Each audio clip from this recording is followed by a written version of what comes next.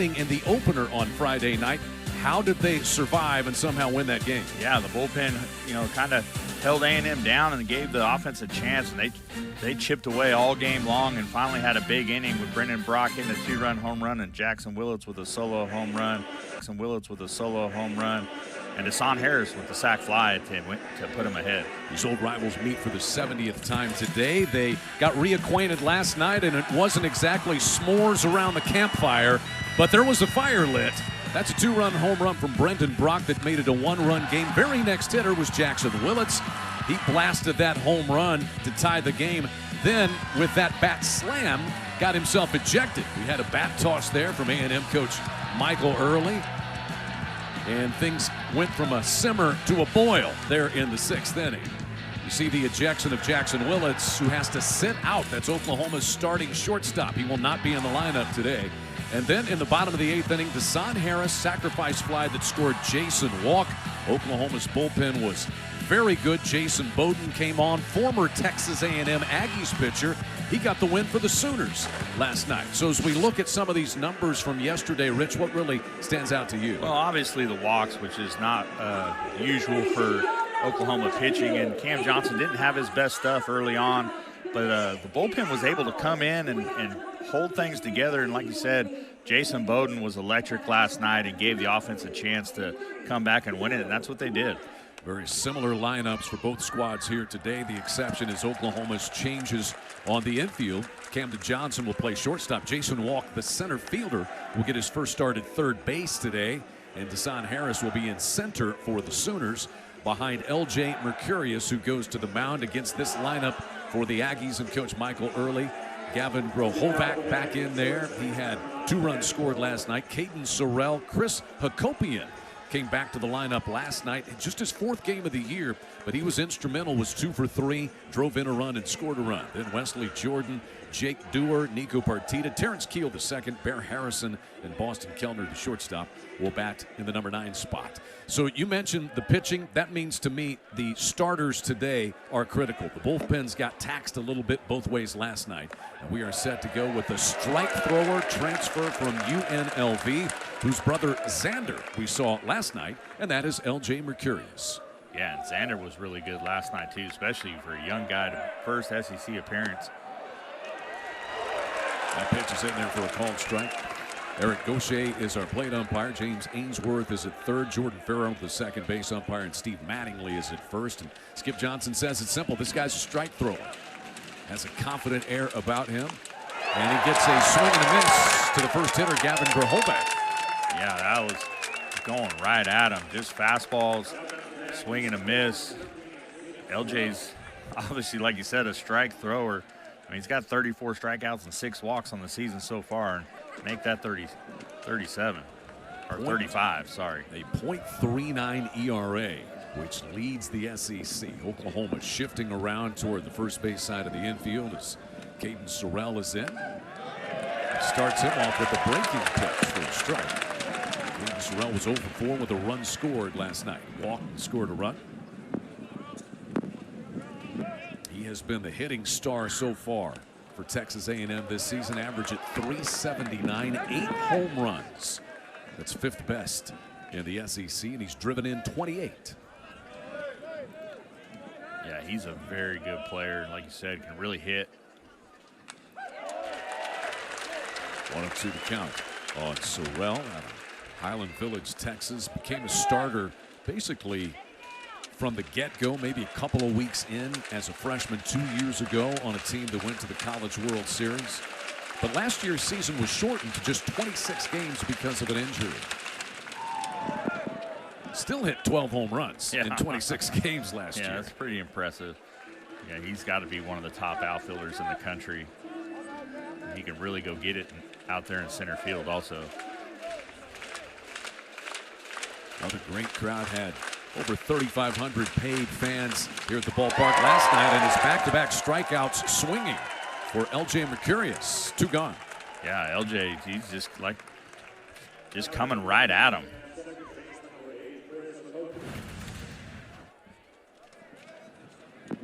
Yeah, I mean, just fastballs.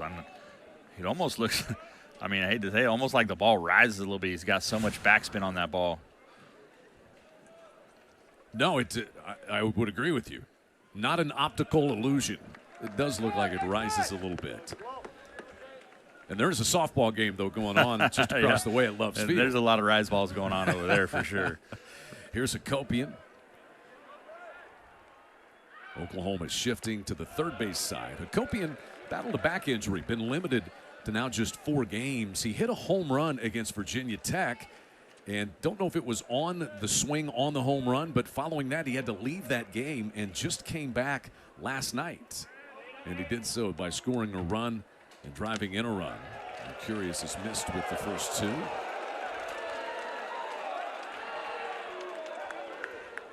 Hakopian, a transfer from Maryland, where he was second-team All-Big Ten last year. Lifts this one. This may hold in play. Wind is blowing from the south as Alec Blair out there lost his cap. And that's something to keep an eye on today, because balls that get up above the roof of the stadium here at Kimry Family Stadium, the wind really starts to impact them, Rich. Yeah, for sure. And it's one of those deals, too. And, you know, when the wind blowing out like this on a spring day, those outfielders are playing very deep. That was a very long run for Alec Blair to even try to make a play on that ball. There you see it. Skies have turned overcast. We're going to have changing weather conditions later today, and then tomorrow it's supposed to cool off. May even get a switch in wind direction. Right now it's out of the south at about 15 to 20. 3-1 is strike 2. Hakopian took a step toward first base and then turns and asks Eric Gaucher, the plate umpire, exactly where was that? Yeah, now it's a pitch on the outer half that was not being called for either side last night.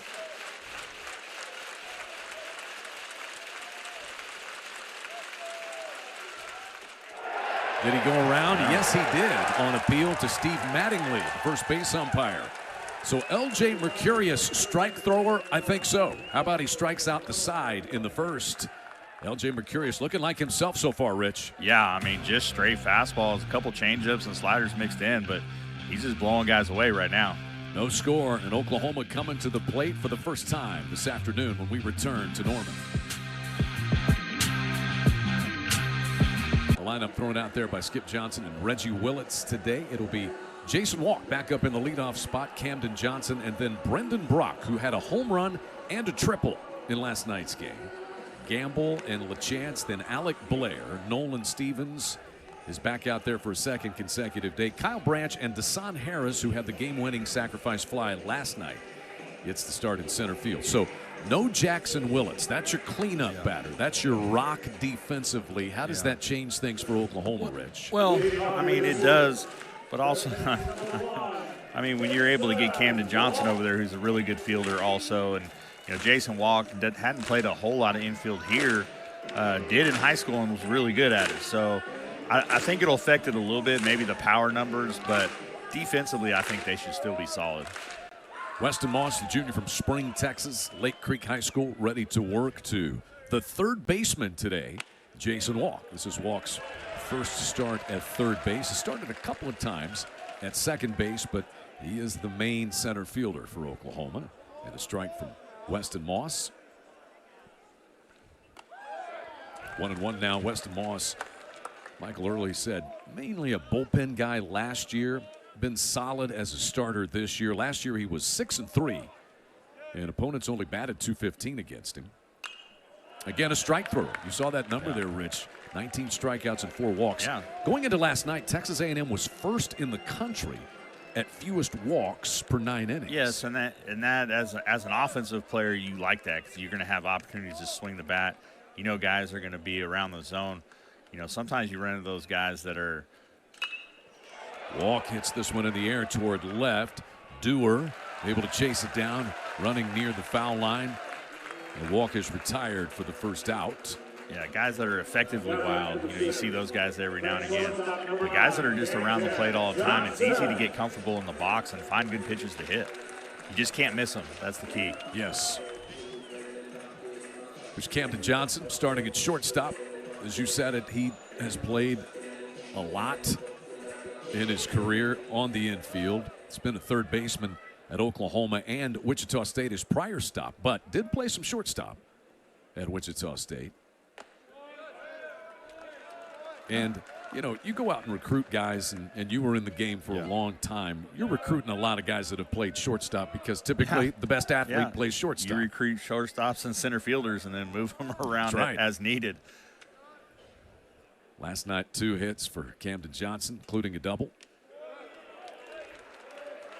You know, we were talking off there how well Todd Butler's done at finding catchers that are really good athletes that also play other positions, but finding catchers that can actually run. I mean, triples, doubles, stealing bases. I mean, he does an amazing job. This one is roped toward the left fielder, Dewar, who's back to the warning track. It hits the top of the wall and bounces back in. Camden Johnson's got elite speed, but he'll hold up there as the throw kind of gets away from Partita, who chases it down. And Camden Johnson just missed a home run to left field by maybe 6 inches. Yeah, if that. And that ball is right off the top of the yellow. We had one last night, but he got a ball out over the plate. You'll see it here. And he just drives it the other way, gets the wind involved a little bit with some backspin, and just barely stays in the ballpark. I'll stick with 6 inches, maybe. Yeah, maybe less. Maybe less. Yeah. It was close. That's the second double in as many games this weekend, though, for Camden Johnson. What a start he's off to. And that is double number 3 for him on the year. First pitch is in there to Brendan Brock. Homer, triple, 2 for 3 last night. 3 runs scored and 3 runs driven in. But that has been the norm for him recently. Leads Oklahoma with 5 home runs and 24 driven in. Blown away, and it squirts out of the glove of Harrison. Johnson got that good secondary lead and easily is going to make third. And they really work hard on their base running, obviously, with the chaos mentality, but they work on reading balls in the dirt at practice all the time. And I mean, he read that out of the hand. Oklahoma didn't steal a base in last night's game. One of the rare occasions. Still 56 of them on the year. That was a wild pitch. Work. This is a high drive, deep left field. Brendan Brock has homered, and Oklahoma has a 2-0 lead. Homers in back-to-back games for Brendan Brock, powering the Oklahoma Sooner offense. And they have a 2-0 start here in Game 2 of this series. Yeah, he got a hold of that one. That one wouldn't have needed the wind, but the wind helped it a little bit.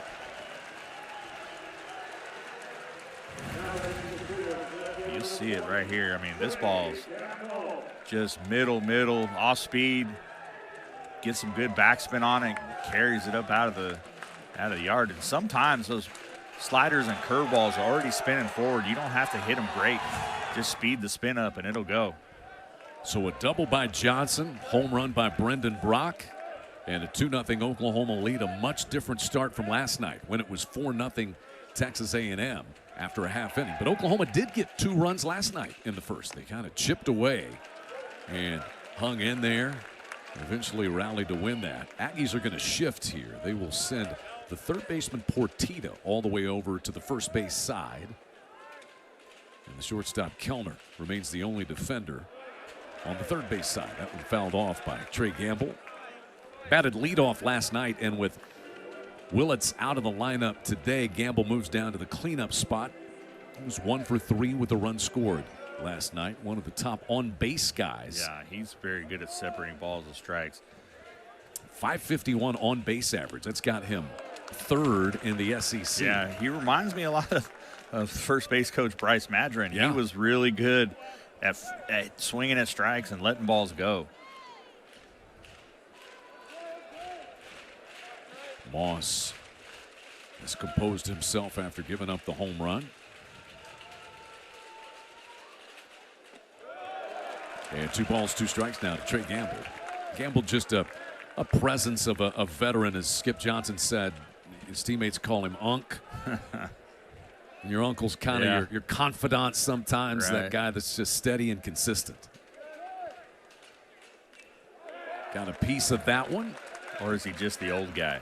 Yeah, I wasn't going to go there, but 24 in college baseball, though, 24, that could Nowadays, be young on some of these rosters. Especially with the new JUCO rules and transfer and all that, being able to play 4 years.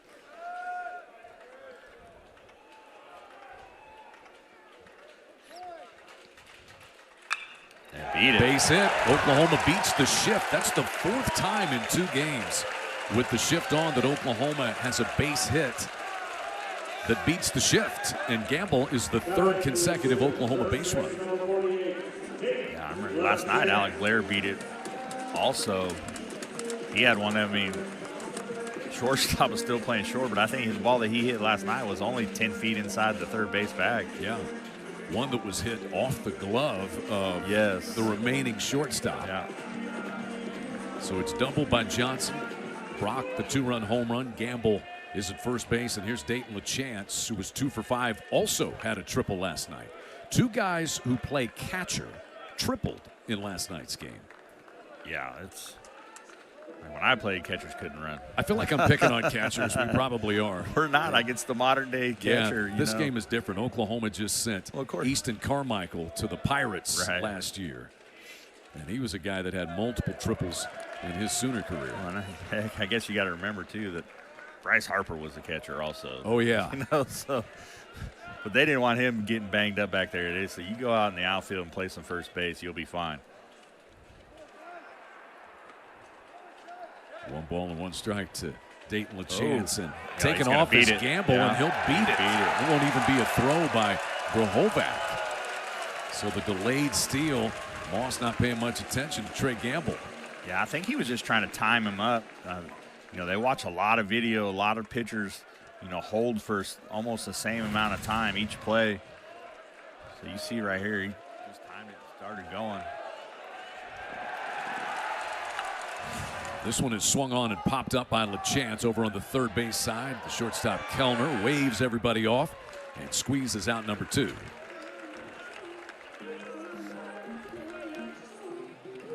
Fly balls in this wind are not an easy task. You are not kidding. Well, we saw Gonzaga, they missed a few fly balls, and obviously they're not used to taking fly balls with a lot of wind. You know, I tell everybody, if you want to learn how to catch fly balls, play baseball in Oklahoma, because there's going to be wind involved pretty much every game. Every game of one direction or another.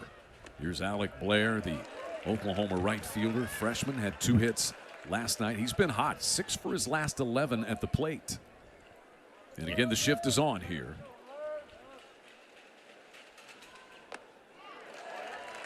Oh, and 2.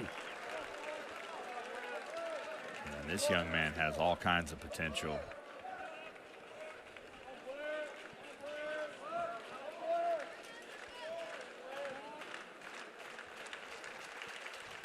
Swing and a miss.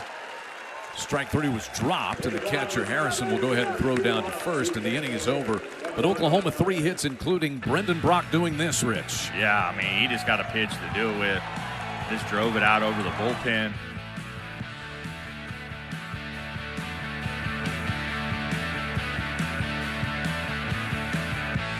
Nothing Oklahoma on top as we go to the top of the second. LJ Mercurius struck out the side out there in the top of the first inning. This is the Oklahoma staff this year, 195 strikeouts. That was coming into the game, so you can make it 198. And there's a swing and a miss by Wesley Jordan. This pitching staff is working on 6 straight games of double-figure strikeouts, and they've done it in 12 out of 18 games this year. 0-1 pitch lifted toward right. Blair kind of got a late look at it, but he's able to come in and squeeze it. Hit pretty well there by Wesley Jordan. Yeah, that ball hung up just enough for Blair to, like you said, he kind of hesitated a little bit. You know, those line drives can be tricky off the bat. But, you know, you're talking about 10 strikeout games. I mean, Skip Johnson's done it for several years with several different staffs and pitchers, and it seems to has become a staple of what Oklahoma pitching does. And you mentioned Todd Butler going out and getting recruits. Skip Johnson's great reputation as a pitching guru.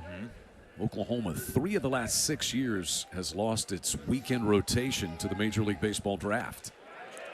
That one is in there from Mercurius. Last year, you got Kyson Witherspoon, first round of the Red Sox. His brother Malachi, second round of the Tigers. And then Kate Crossland, who was their Sunday guy, he went to the Cardinals in the 4th round. Bouncing ball just under the glove of Mercurius, and that's the first hit of the afternoon for the Aggies. Jake Dewar with a one-out single in the second. Yeah, and you mentioned the brothers. I mean, then you got the Mercurius brothers too. So I don't know how they find them. LJ Mercurius was at UNLV for 2 years, and then Xander, a freshman, right, who we saw last night. And they come together to Norman. There's Nico Partita, the third baseman, was 1 for 4 last night.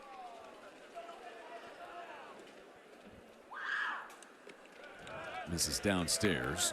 Partita and Kellner, these two guys for the Aggies who have played the 2 middle infield spots. Just freshmen. And Michael Early and staff kind of sweating the draft with those two. And then once they make it through without going, you know you've got 2 players that are going to plug in right away as freshmen, and that's what's happened with them. Yeah, and I mean, you're going to hold it down for a couple years at least. That's a nice to fall back on, knowing you got guys that are going to be there for at least 2 years.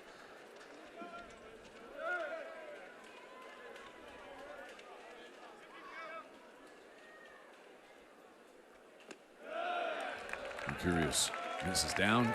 2 balls and a strike. Numbers for Mercurius. Now you're looking at 37 strikeouts, only 6 walks. He's only given up 2 runs total in 23 1/3 innings this year.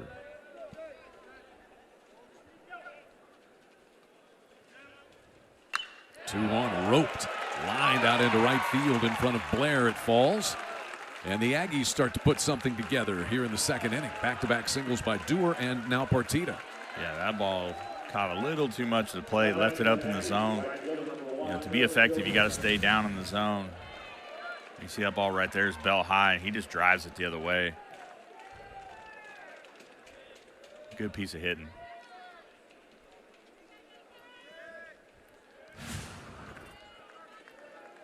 So here's Terrence Keel, the second. Just a sophomore. Was 0 for 3 last night, but did have a hit by pitch and scored a run. And Mercurius right back with a strike. Oklahoma's weekend rotation has been so good. The anomaly was Cameron Johnson's start last night, where he lasted only 2 1/3 innings. Walks were the problem for him. But the Sooners' Sunday starter, freshman Cord Rager, has also been very good. And that combination, 9-1 coming into today between the 3 of them. 1-1 to Keel. That'll send it to a ball and 2 strikes. Terrence Keel out of Atlanta, Pace Academy. He has reached base safely in all 17 so far this year.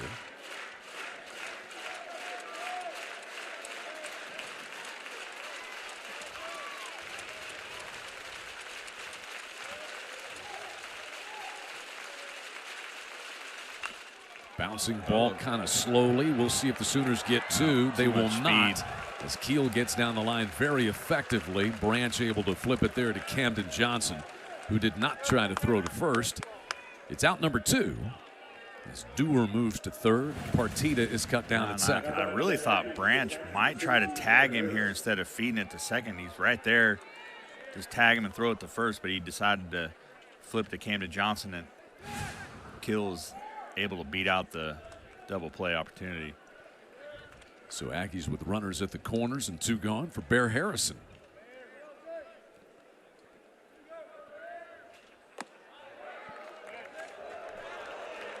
Harrison doubled and drove in a run in last night's game.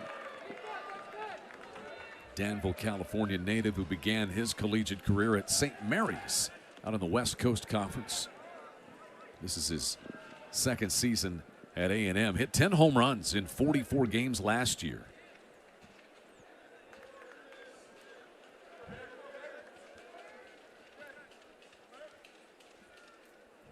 The 1-0 is downstairs. Michael Early said of Bear Harrison, he said, catchers, they're good when you don't notice them. It's kind of like offensive line play or Wi-Fi. It's like Wi-Fi. Wi-Fi is great Until you when don't have notice it. Until it doesn't work right. And Harrison's been good for the Aggies. But he swings here and pops it up. Wynn's going to get all over this, blowing it toward the center fielder, Walk, who loses his cap. I beg your pardon, Harris, who loses his cap. Zahn Harris out in center for the Sooners today, makes the catch. 2 men left by the Aggies in the second. Oklahoma leads 2-0. Your head coach of the Sooners, Skip Johnson, taking the Sooners all the way to the championship game of the College World Series 2022. Taking on Ole Miss there. They were right around 500, first season in the SEC last year. Skip really likes the makeup of this team that he has, and we know about his prowess as a pitching coach. You just run down the list of guys that he has worked with. You know, you just go Clayton Kershaw, Homer Bailey to start. Guys who are in the big leagues now. Jake Irvin and Cade Cavalli with the Nationals. Cade Horton with the Cubs. Yeah. You could have just stopped at Kershaw. Yeah, probably so. But all those other guys, I mean, look at what Horton did last year. Oh, fantastic he year. Came out throwing strikes. Runner-up to Rookie of the Year. Probably should have won that. I think so, too. I mean, of course, that's the bias in me, too. I remember Skip Johnson talking about Cade. And Cade Horton had an injury when he first arrived in Norman. He's from Norman, but when he first became a Sooner and just battled back through that. 2-0 pitch here is low and in. He said that Cade Horton, and he was a two-way player, right? Third baseman and pitcher. He said he might be the best freshman I've ever seen. Yeah, I remember. And I think that was right. I knew him when he was just a little guy. They used to call him Boo. His dad, Mike, really good guy. You know, he worked with him and his oldest for a long time, and obviously Cade, great arm. Man. There's Nolan Stevens getting the start today. Didn't play last night. He is DHing today, and he draws the leadoff walk. Kyle Branch will be the batter.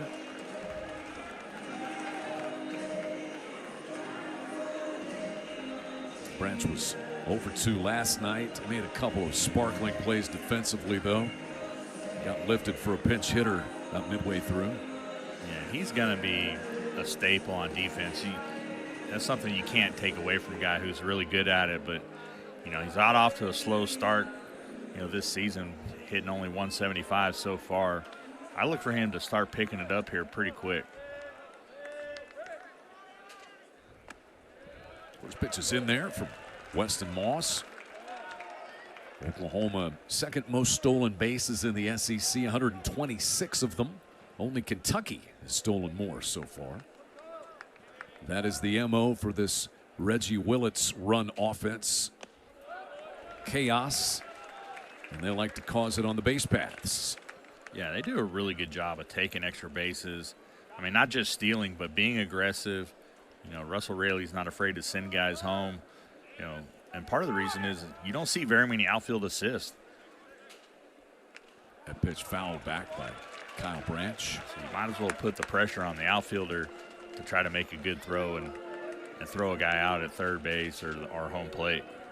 Nolan Stevens is 2 for 2 in the stolen base department.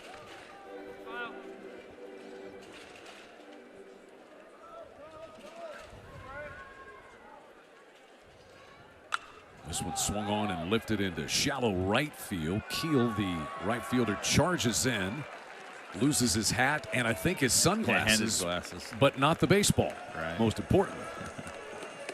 And you have to go a long way. And I don't know, if you come and obviously you're going to take some fly balls, is there any way to prepare for it as a visitor coming into this ballpark? Not really, not unless it's windy at home, you know.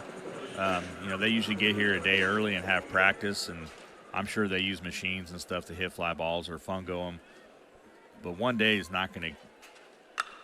Zahn Harris rifles this one into right center field, but real estate out there for Sorrell.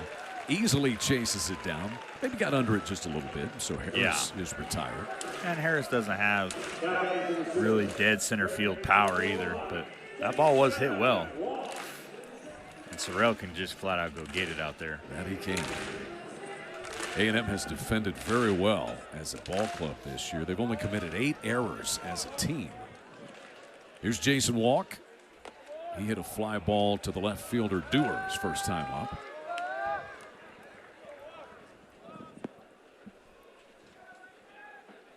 Walk, it feels like starting to come around. Oklahoma's midweek game, he stole 3 bases, scored a couple of runs. He stole home in that game.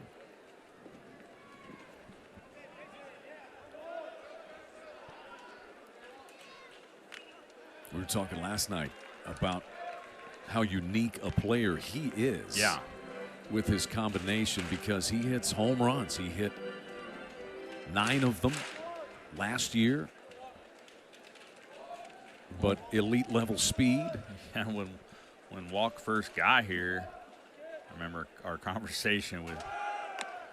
On the move here is Stevens, head first dive, and he is out, gunned down by Bear Harrison. Tag applied there by Kellner. And the inning is over now. Let's hold on just a second, because Stevens is looking back at the Oklahoma dugout as though he may want them to initiate a challenge. Yeah, I think you see it right here. From initially, to me, it looked like he got under it. Yeah. It's pretty bang, bang. I don't know about this thing. Maybe be able to see the tag. Yeah. But you can't see his hand. So we have centralized review in the SEC. So it all gets taken care of, and you don't see the guys uncomfortably jog off the field and back on. Right.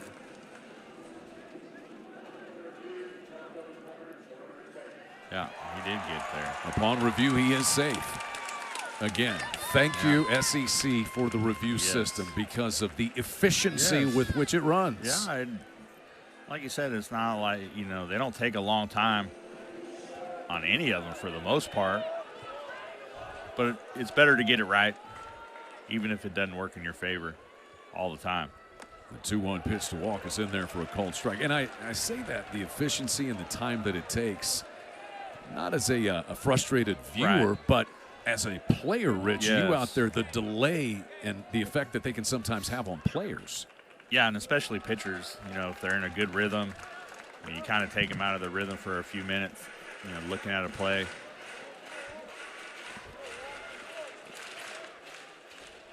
Full count here with first base open and 2 down.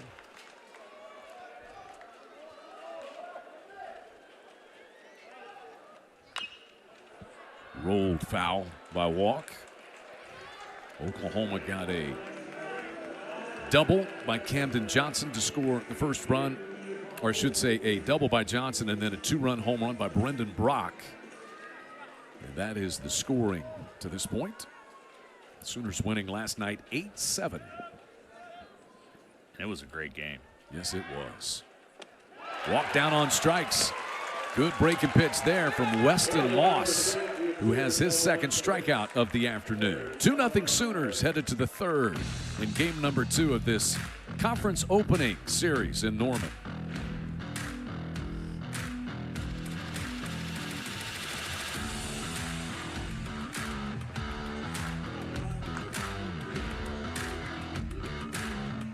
Here, game number 2 of this 3-game series in Norman. The second-year head coach of the Aggies, Michael Early, hitting coach for 3 years prior, and he was on that team that went to the College World Series in 2024. He said that there are no more first-time decisions for him after going through last year. Got the job in late June, basically July, before last season. And you hit the ground running even though you're already in College Station. They have retooled effectively, gotten off to a 15-2 start. This one is hammered foul by Kellner down into what used to be the home bullpen. Yeah, when you get that head job, you take on a lot more responsibility. Than just being a position coach or hitting coach. You have to do all the interviews, phone calls, and all that fun stuff. Deal with the pesky media. Very close pitch there. 1-2 the count. Bone loss for the Aggies prior to last night was the top-ranked UCLA.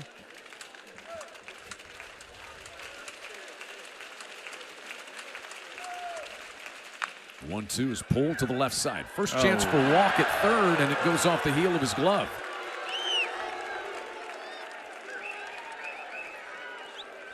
Yeah, it looked like he just kind of got a little lazy on it right there.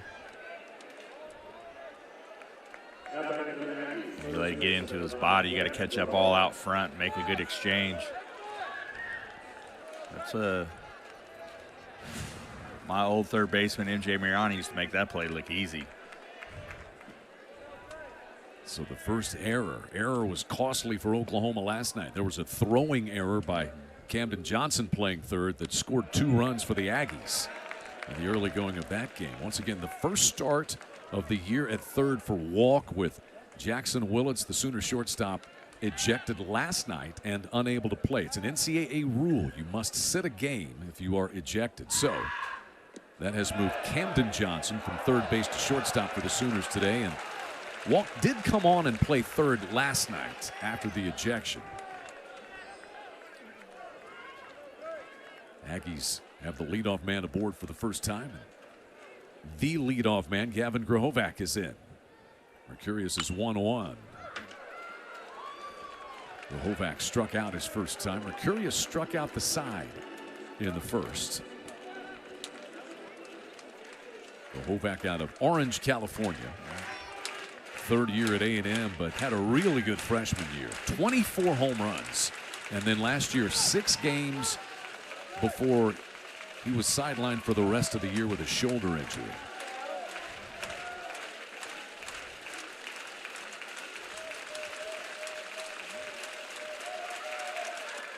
Chases one that was a little elevated. Yeah. Strikeout number 4 for Mercurius. Yeah, changed the eye level there. Got him to chase fastball up. That's a tough pitch to catch up to. Let's see it right here. Just that ball's just on a line, just by him. He's late. Tough pitch to hit. One away, and Kellner over at first for Caden Sorrell. Sorrell also struck out his first time. Man, that is a tough pitch to deal with. Fastball at the knees. Yeah, down in the zone.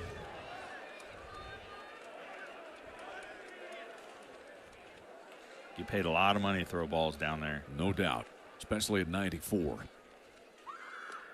That one a little lower. Sorrell not chasing. He's shown him basically just fastball slider so far, hasn't he? Yeah, that might have been a changeup right there, but he's been living with the fastball. Oklahoma is shifted here toward the first base side of the infield as Sorrell whacks one foul and out of play. It's the third baseman, Walk, who is over there along with the first and second baseman. A lot of teams do that. You just leave your shortstop as the only guy. Yeah. Guy that's got the most range.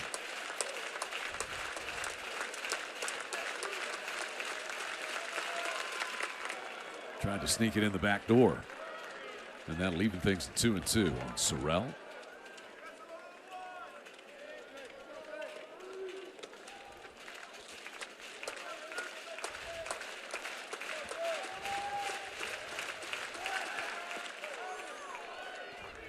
Aggies do not run as much as do the Sooners. 22 stolen bases as a team for Texas A&M. Oklahoma with 57.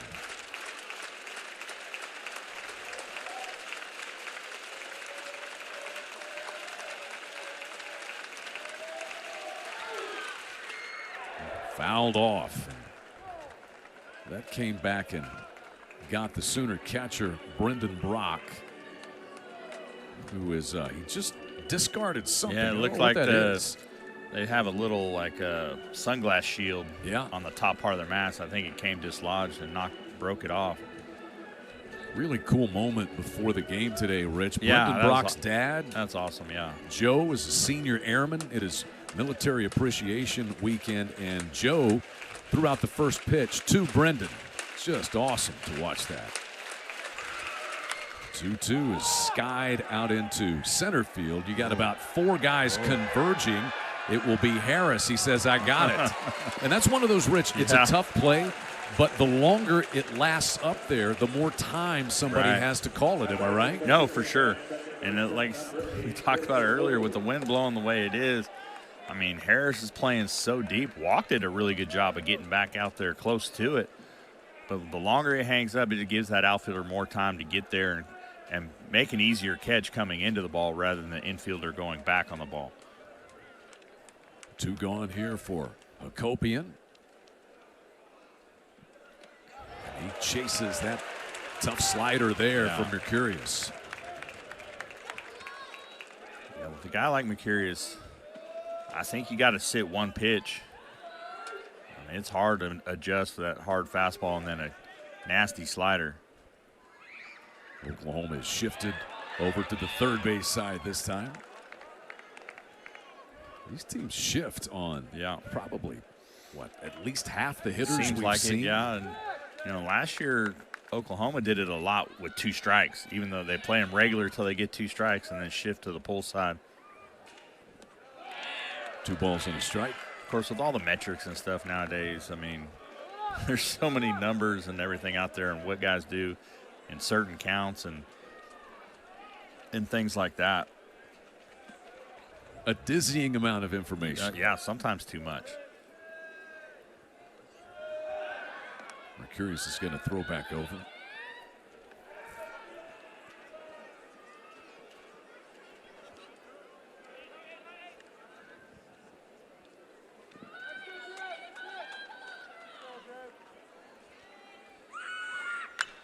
In the air, deep left field.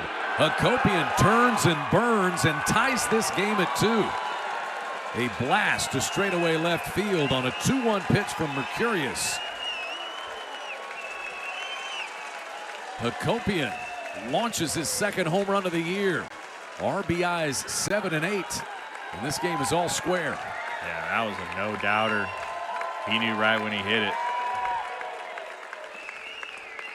That ball just hung up in the zone right here.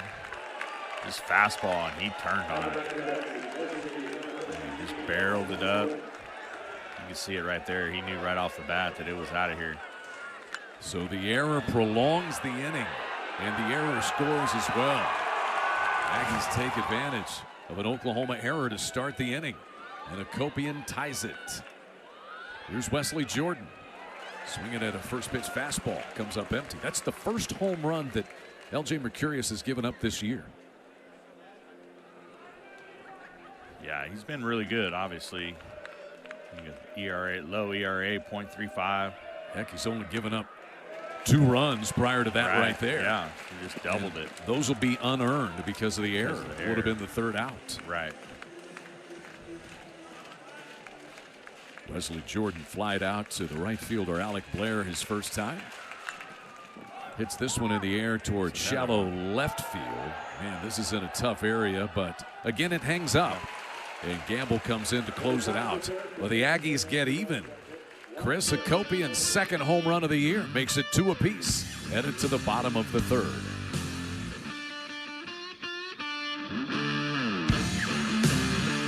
Runs in this game, 1 by each team, and we are tied up all square, 2 apiece. This is conference opening weekend around the SEC. And these 2 teams both came in the top 22 nationally in the rankings, despite not even being ranked in the top 10 in the SEC in the preseason poll. But it is tough to fill out a preseason poll in a league where you've got 11 teams in the top 25, 6 of the top 9 nationally. And these teams went a combined 30-3 before conference play started. Got some finals in already from conference play today. You kind of get into some of that. First pitch is in there from Weston Moss to Camden Johnson, who doubled and then scored on Brendan Brock's 2-run home run back in the Sooner first.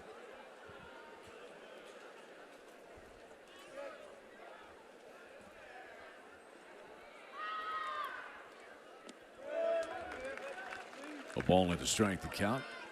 You're talking about all the SEC baseball teams, ranked in the top 20, 25. I mean, it's every sport. Basketball, football. It's amazing the quality of play throughout the league. 1-1 is through there.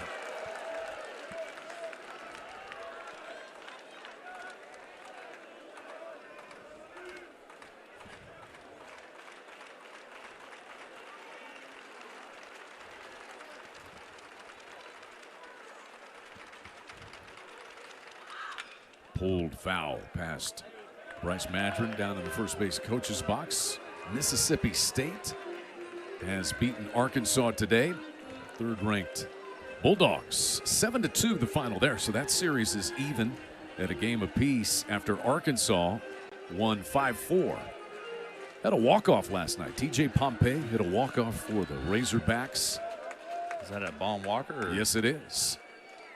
Fun place to go to a game. How about to play a game? Yes, it's that atmosphere there is crazy.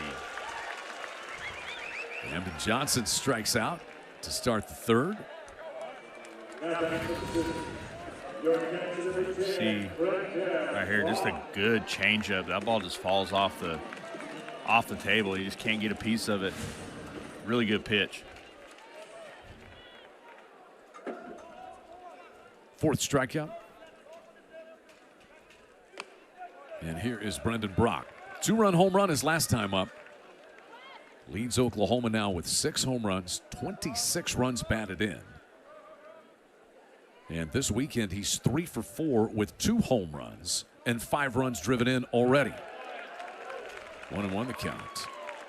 Also got Kentucky has beaten Alabama 8-7. So the Wildcats have taken that series. They've won the first 2 games. 1-1 strike, inner half of the plate. 4 in a row retired now by Moss. And he's looking for 3 straight strikeouts and gets it. Another good breaking pitch. Brock just chases it down. Moss got it going. Another changeup. The ball's working down and into the right-hander. It's a tough pitch to hit. When you're trying to hit a breaking ball, you need to see it slow and up. So something that's slow and starts about your letters, that's the one you want to hit. Here's Gamble. Trey Gamble had a base hit back in the first. Beat the shift. And they shift against him again here. 1-1 now. So 3 straight strikeouts for Weston Moss. Struck out, walked to finish the second. And has fanned Johnson and Brock here in the third.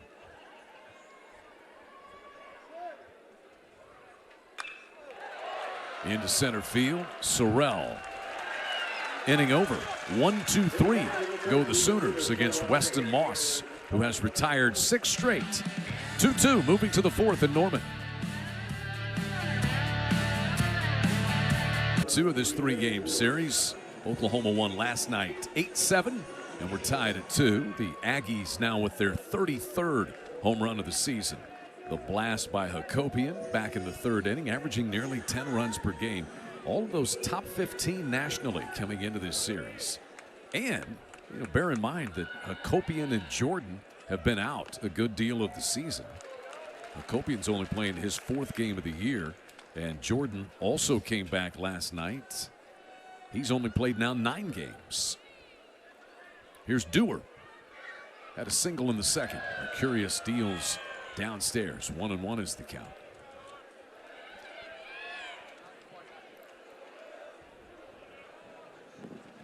Dewar a double transfer. His 3rd collegiate stop. Belts this one to right center field. Wind is going to blow it, though, toward the center fielder, Harris. Yeah, another tough play on a fly ball. The wind just kept carrying and carrying. You see Harris thought he had it, thought he was under, and had to backpedal a few more steps to reel it in. Just keep going, and we'll tell you when to stop. Right, just turn and run. Here's Nico Partita. He singled his first time. He's 2 for 5 so far this weekend.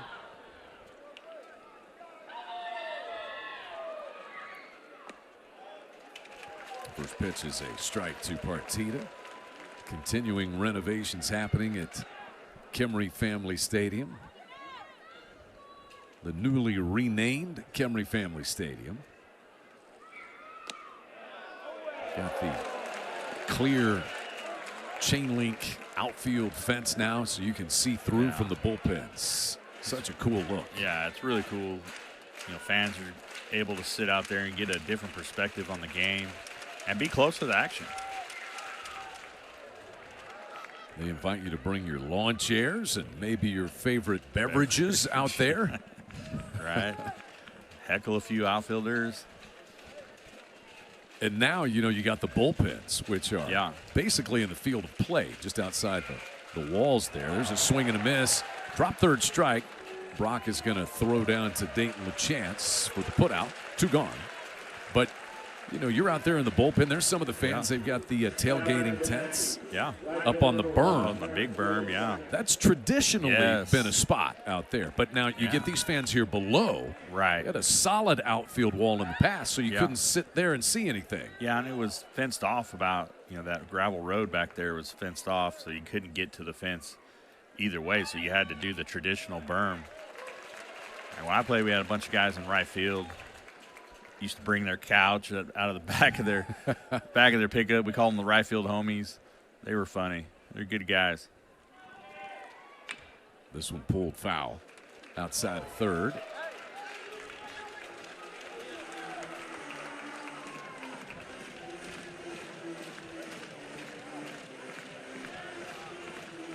Oh, 2 on Terrence Keel. Grounded to the second baseman, Kyle Branch, his first time.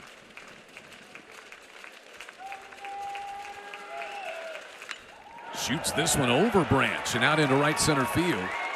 Big turn at first, going to try for 2. The throw is offline from Blair, and it's a 2-out double for Keel. He has his first hit of the series, and the Aggies put the go-ahead run in scoring position.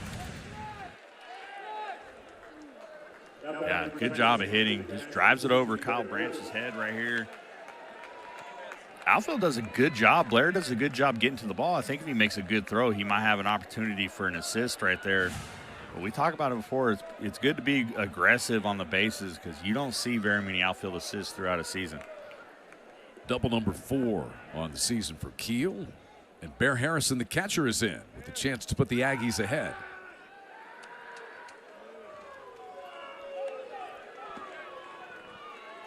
Harrison doubled homer run last night.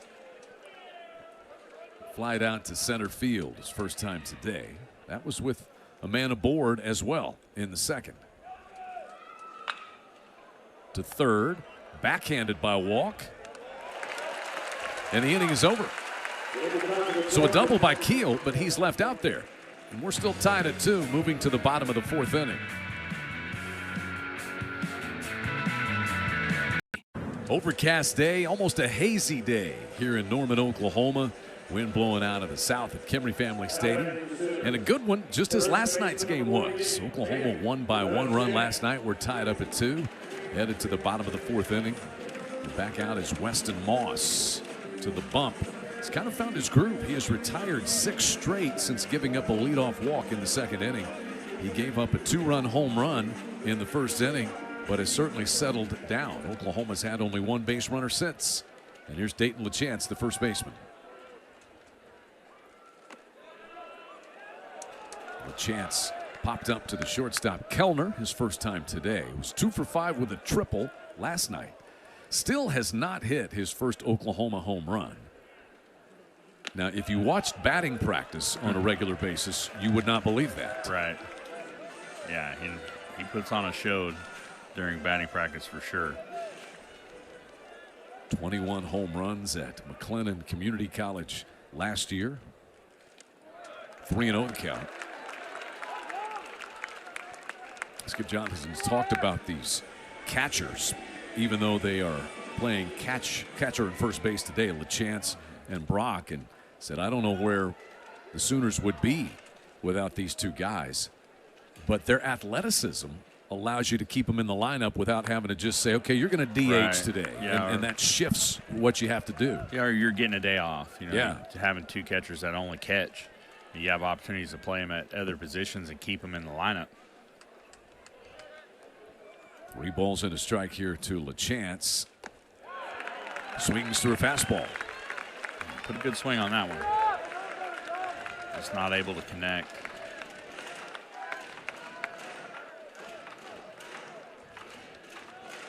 Moss and Mercurius, these are strike throwers, these two pitchers.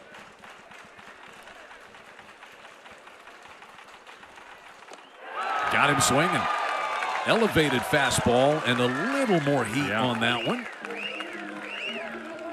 Like you said, Weston Moss has settled in. Pretty fired up after that strikeout right there. Just a fastball up at letter high, not able to get on top of it or catch up to it. 7 in a row retired by Moss, and he's got 5 strikeouts now. Here's Alec Blair.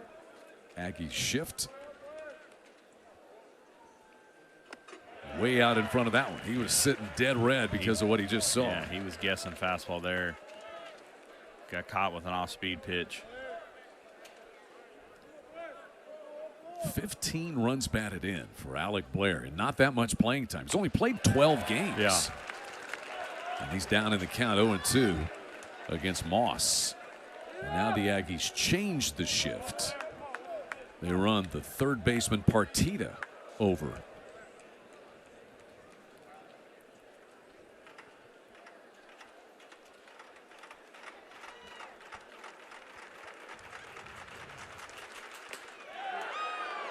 Just a little bit outside. Okay, give me the reasoning behind that shift change right there. To be honest with you, I'm not sure why they do that. Like I said, I guess a lot more balls are pulled with 2 strikes. So, Oklahoma did a lot last year with, they play a guy pretty much straight up, and then with 2 strikes, they move the shift. 1-2 pulled right into the shift. This is actually Partita, the third baseman, who throws out Blair. Figure out how to write that in your scorebook. That's an awkward 5-3. Yeah. Yeah, I write the 5-3, but I just put the shift in there just so I know it wasn't to the left side of the infield. I put a circle around that's it, a good idea. around the infielder, but I don't know that tells me that much. Nolan Stevens walked his first time. Again, the shift is on. And this one is pulled right toward the shift. We'll have 4 guys over there, including the pitcher, right around first base, and the inning's over. And Weston Moss has got it on cruise control. He's retired 9 straight Sooner hitters. We're tied at 2, headed to the 5th. 2-2 is our score. Skip Johnson has to like, though, what he has seen so far from L.J. Mercurius. Remember, had there not been an error in that inning, L.J. Mercurius would have been out of the inning before that home run happened. Yeah, he's been throwing the ball very well. Like you said, in the first inning, struck out the first 3 batters, and has managed to keep the traffic at a minimum for the most part. L.J. Mercurius is just Skip Johnson's kind of pitcher. Business-like strike thrower. This one is smoked. It is turned on by Kellner. He drives it out of here, and the Aggies take a 3-2 lead. Boston Kellner. He scored a run back in the 3rd after reaching on the error, and he lines one over the left field wall to give Texas A&M the lead for the first time today. Yeah, that was another no-doubter. Line drive. He barreled that one up. I mean, just a fastball down the middle. I think when he hit it, he wasn't sure, but off the, yeah, he was. Never mind. That ball was smoked. Just like I said, balls up in the zone, balls get hit. That's the 4th home run of the year for Kellner. 2nd of the day for the Aggies. And they have now hit 34 as a ball club. Leadoff man Gavin Grohovac. He has struck out twice. Count is even on him.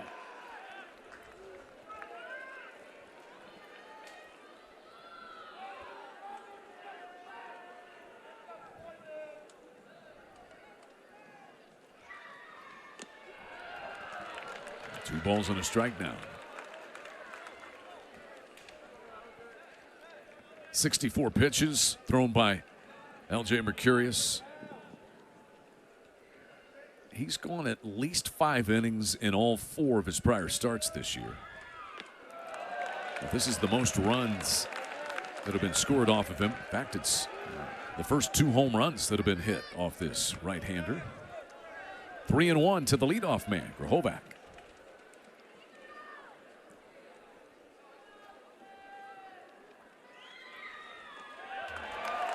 And there's ball 4. That is the first walk issued by Mercurius today. Yeah, she needs to settle back down, get back in the zone. Only the second walk issued total in this game. After last night, we had 15 walks combined. Just a little pep talk for the infielders there. You see a little bit of activity going to spring to life out in the Sooner bullpen. I would tell you who that is, but on an 80-degree day, we got a sweatshirt on out of the bullpen. Yeah, go figure. They're pitchers, though. You never know. Here's Sorrell, 0 for 2 today, taking one downstairs. See anything different with Mercurius here, Rich? No, you may be a little rattled after giving up a couple home runs, but doesn't look like he's doing anything a whole lot different. Out in front of that. Now that was a nasty changeup. Yes. And I think he's just, elevated a few balls, which makes him a little more hittable. Early on, especially that first inning, the ball was, below the waist with all pitches. 1-1 is fouled off by Caden Sorrell. 5 hits for the Aggies and 3 for the Sooners. 3 home runs combined today.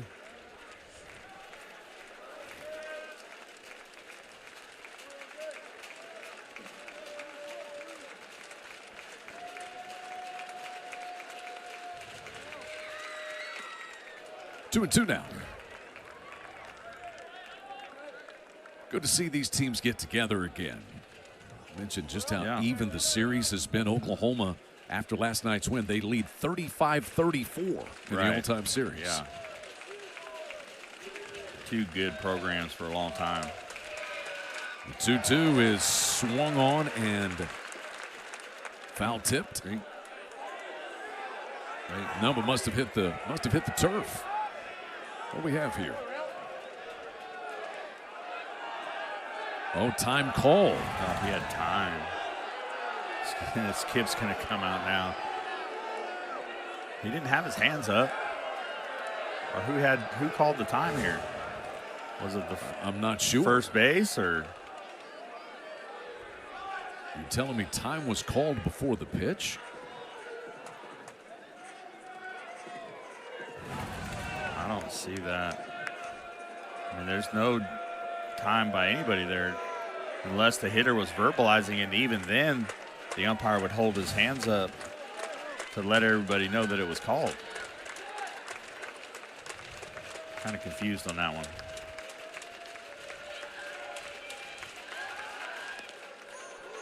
Would have been strike 3.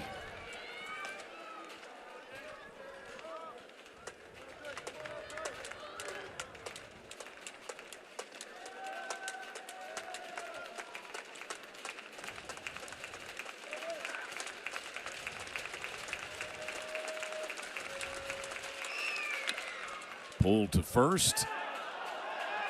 They get the force play at first base, or is it called? Man, it was a late signal on a foul ball, like 10 seconds late. Usually it's right away and loud. Yeah. Well, that is for the plate umpire looking down the line. It's his call. So the first base umpire usually doesn't call it unless it passes the base.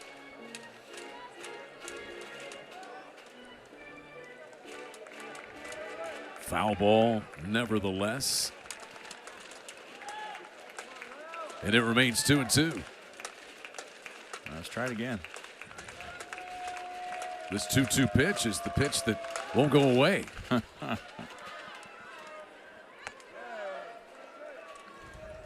Couple of throws over. Grohovac is 0 for 1 in the stolen base department.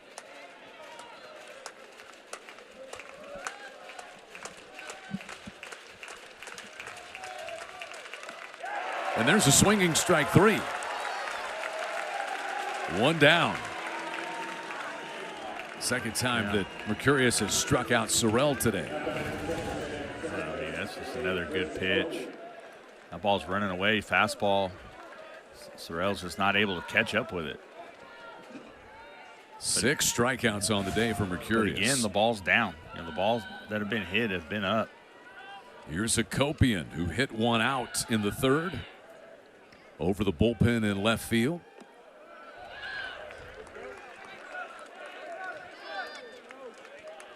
And see the impact that Hakopian will have, provided that he stays healthy. This only his 5th game of the year, transferring from Maryland. And Mercurius deals him a strike.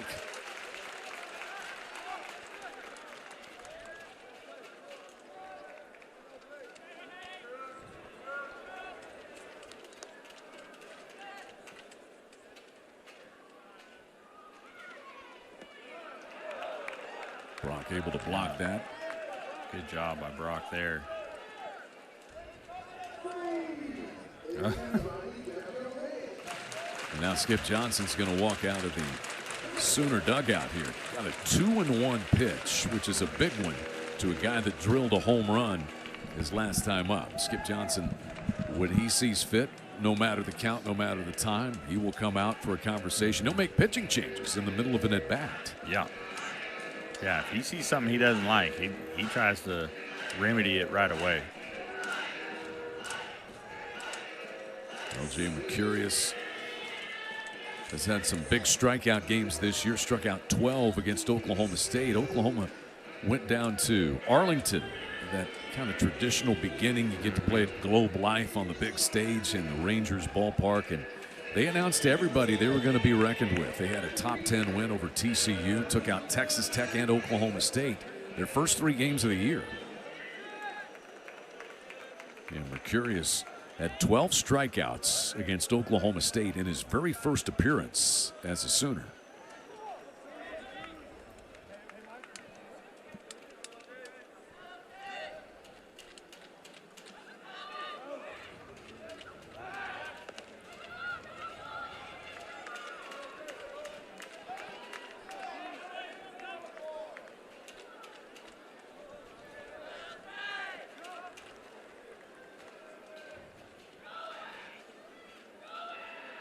Hakopian patiently awaits the 2-1. And now 3 balls and a strike.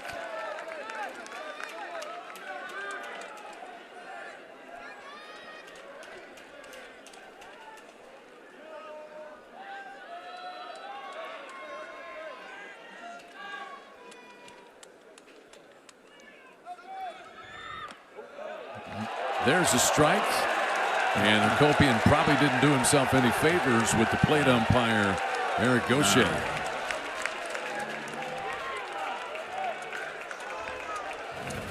That ball might have been a little up, but I think it's still a strike. I mean, it's just above the belt. And there is ball 4. He just looked back at the umpire again right there. Yeah, he did.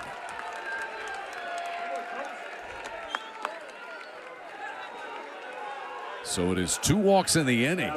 None in the previous 4 innings by Mercurius.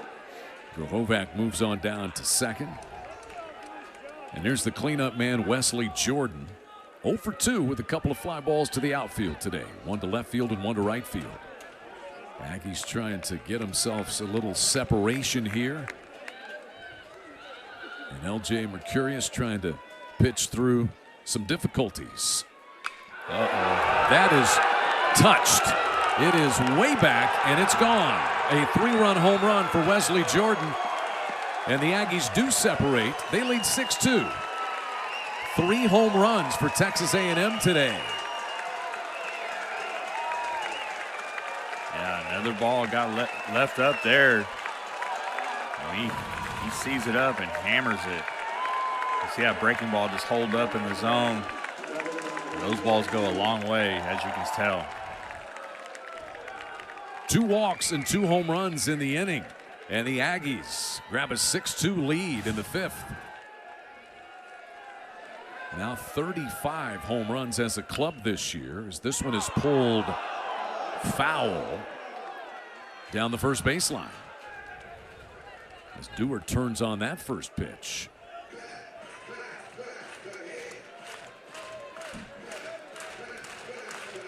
Wesley Jordan, limited playing time, only his 8th game of the year, but that's his 3rd home run. He's now driven in 9 runs for Texas A&M. And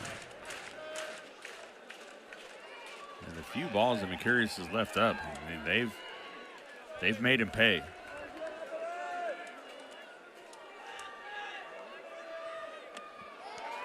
Oh, 2 on Dewar, who's 1 for 2. Dewar singled in the 2nd, fly to center field in the 4th.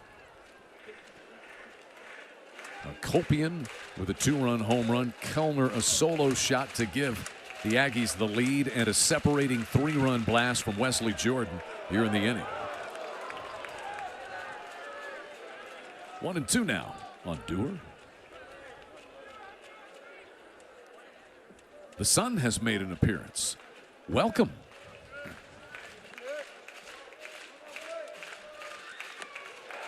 Got him swinging. Second strikeout in the inning, and number 7 on the day for Mercurius. He's down there. He's very difficult.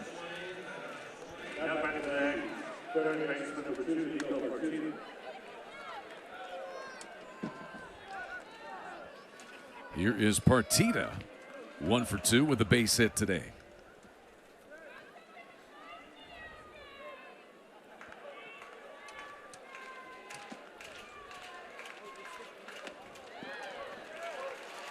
Fastball down in the zone for a strike.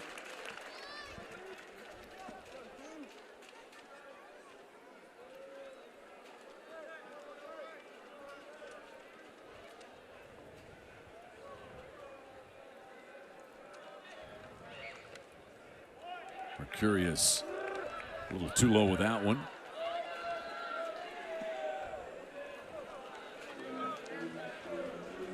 Top of the 5th. Aggies have taken the lead here with 3 runs.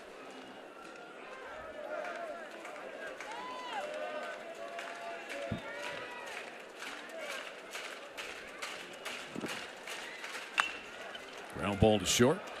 Camden Johnson up with this one. Able to get Partita. For the Aggies with a big inning. They get 3 on 2 more home runs.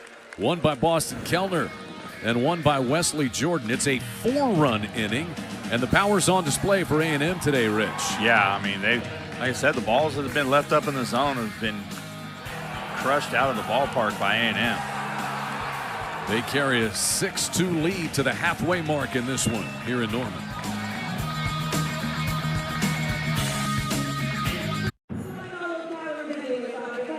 Six-2 Aggies. They get a 4-run top of the 5th inning with 2 more home runs. They've hit 3 on the day. And your total is Texas A&M 6 runs, 6 hits, no errors, 3 men left on the bases. And for Oklahoma, 2 runs, 3 hits, 1 error, and 2 men left. And the man of the moment now is Weston Moss, who has solved whatever was ailing him in the 1st inning when he gave up a 2-run home run. Since then, he has given up just 1 walk to the Sooners. Yeah, and he's retired the rest. So OU's got to find a way to solve the puzzle of Weston Moss. Moss got the final couple of guys in the 1st. Gave up a walk to start the 2nd. But since then, he has sent everybody on the left turn back to the Oklahoma dugout. There's Kyle Branch. He flied out to right fielder Terrence Keel in the 2nd.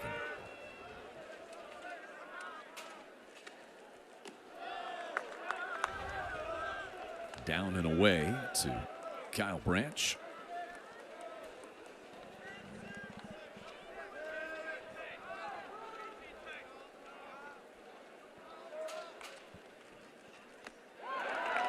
And 1-2. That's kind of been the pitch right there. A little off-speed pitch on the outer half, especially to right-handers.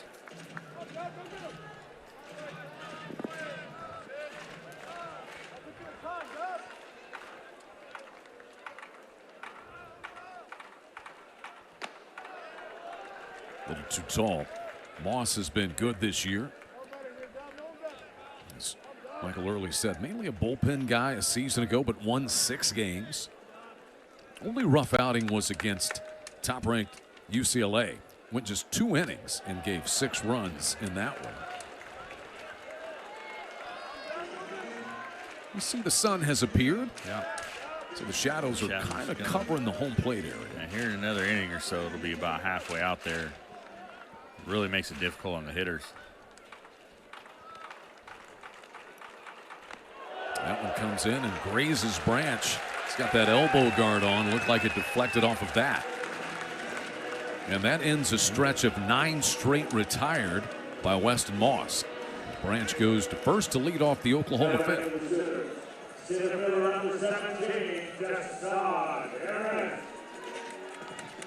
Let's see if Harris can turn the lineup over here, find a way to get on.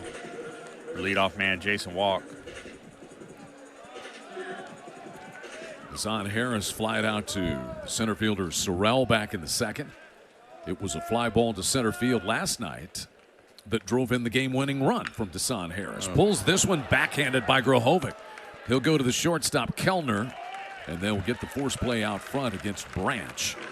Harris is safe at first on the fielder's choice play. Yeah, hit it well. Just right at Gavin Grohovic over there at first base.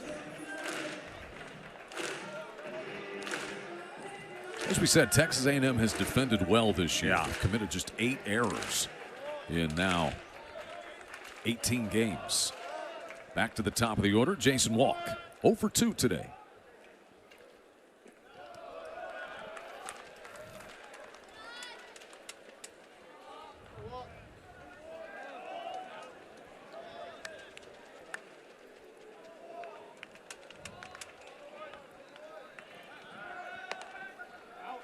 Harris will steal a base.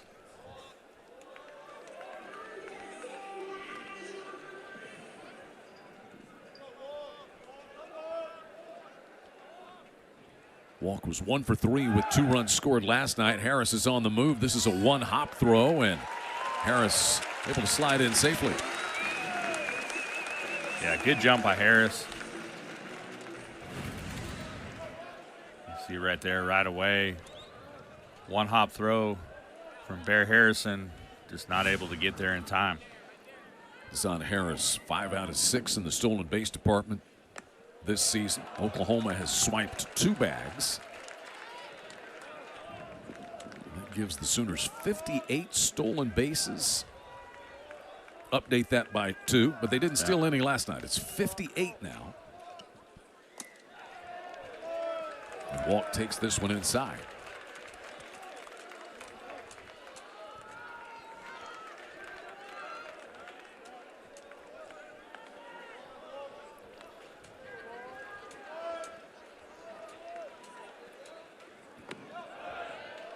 Full count now. Walk having more patient at bats in recent games.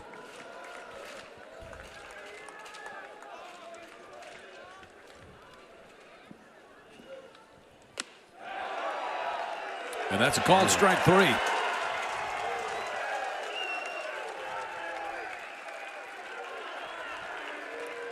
Two down. See here, yeah, it's borderline. Strikeout number 6 for Moss. There's been a little discrepancy both ways from both sides with home plate umpire Eric Gaucher. But his is the only opinion that matters. Right. And here's Camden Johnson with 2 down and Harris out at second base. Camden Johnson doubled in the first and scored on Brendan Brock's 2-run home run. The lone 2 runs for the Sooners so far.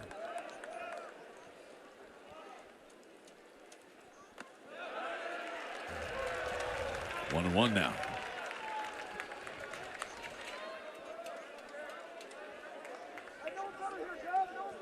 Moss has not given up a hit since the first.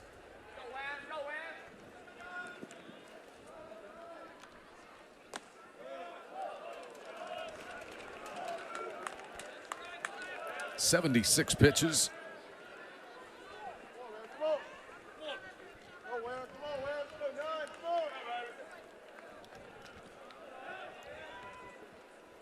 It's Gavin Lyons out in the bullpen. This one backhanded by Hakopian. And Johnson is retired. Leadoff hit batsman and a man left for the Sooners. Through 5, it's Texas A&M 6 and Oklahoma 2. 1 Ole Miss 1. Judd Utermark had 4 hits for the Rebels. Well, the day lasts 5 innings for L.J. Mercurius. And he'll be replaced by a reliable senior here in Reed Hensley, who's on for his 6th appearance of the year.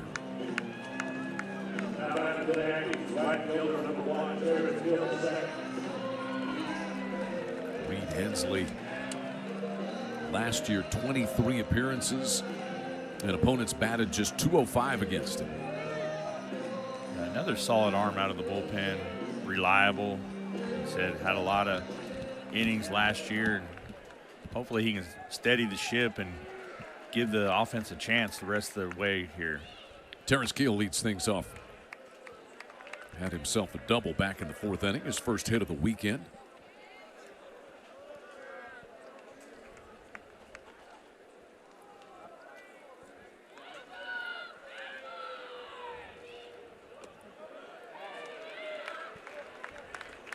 Two and 0. So the numbers for L.J. Mercurius, as he cannot be the winner, stands to pick up his first loss of the year if the Sooners do not rally today. Goes 5 innings, does Mercurius. And it was 6 hits, 6 runs, 4 of the runs earned. Issued 2 walks and struck out 7. Did L.J. Mercurius.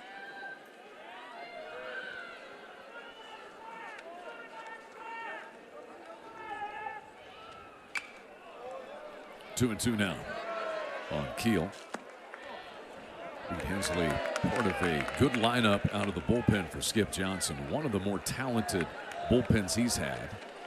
And he's had some good ones, but he said just overall arm talent, not necessarily experience in games, but just the talent of the guys that he has out there. 2-2 is a breaking pitch that misses downstairs. Oklahoma used 4 relievers in last night's game, and that's what steadied the ship. Yeah, last night for sure. The bullpen was really good. I mean, they gave up, 2 or 3 runs, but was able to stabilize the game and give the offense an opportunity to come back.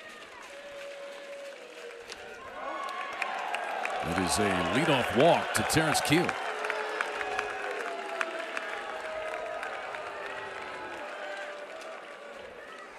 That is the 3rd free pass taken by Aggies hitters today. And Bear Harrison will be the batter.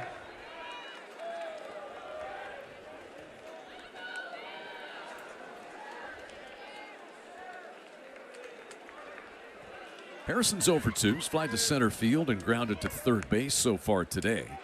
Had an RBI double in last night's game. Big whack at that fastball.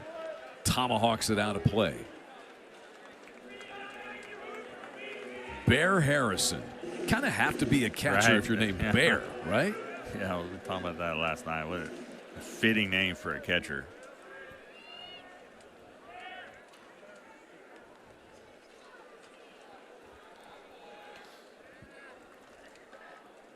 Hensley steps off.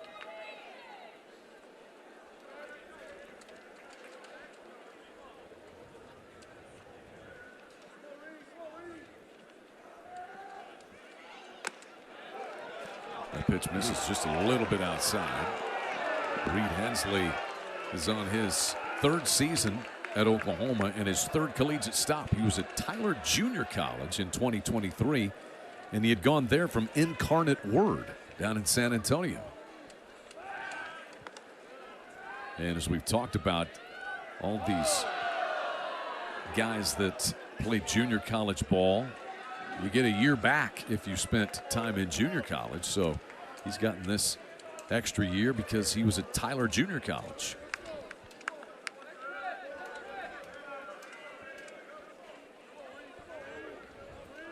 One and one on Bear Harrison. And Hensley misses just a little bit high. There's still activity out in the Oklahoma bullpen. There's none in the A&M bullpen. Moss is at about 75 pitches, Rich, and he has found it. He's cruising. He's got it on cruise control right now.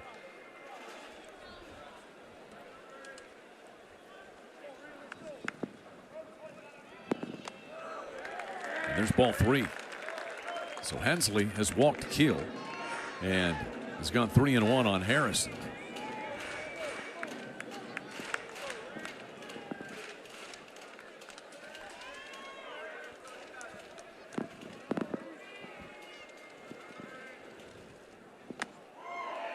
And ball 4 is low and in as Harrison avoided going around on that pitch. So Hensley has come in from Skip Johnson's bullpen, walked 2 guys, and his day may not last much longer. And that's been the problem for Hensley. He's been a strike thrower in the past, but 8 walks issued now this year. You know, it'll be interesting to see what happens here. I know Kellner's got the home run, but hitting a 9-hole, you got first and second, nobody out. Might see a bunt here to try to get up by more than 4. That way a grand slam can't tie the game. Would that be your play? I would. Yeah. Anytime you can get up by more than 4, that way even if they hit a grand slam, you still got a little wiggle room. Jaden Barfield, the left-hander, and Mason Bixby is the right-hander out in the Oklahoma bullpen. Here is Kellner. As Rich said, he homered, leading off the 5th inning.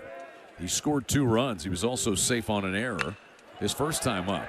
And he hits a tailing fly ball that Blair had difficulty locating. Keel is going to tag at second and advance to third. So it's not a full sacrifice. Yeah, he did his job. But he did exactly what the Aggies needed him to do. And he also, this is the toughest part of the day as far as the sun is concerned for those outfielders. It's very difficult in right field. You're looking straight to the west, right into the setting sun. Here's Grahovac, the leadoff batter. Still have an opportunity for a double play ball to get out of the inning. You got Bear Harrison at first. He doesn't run particularly well, so you might be able to turn it.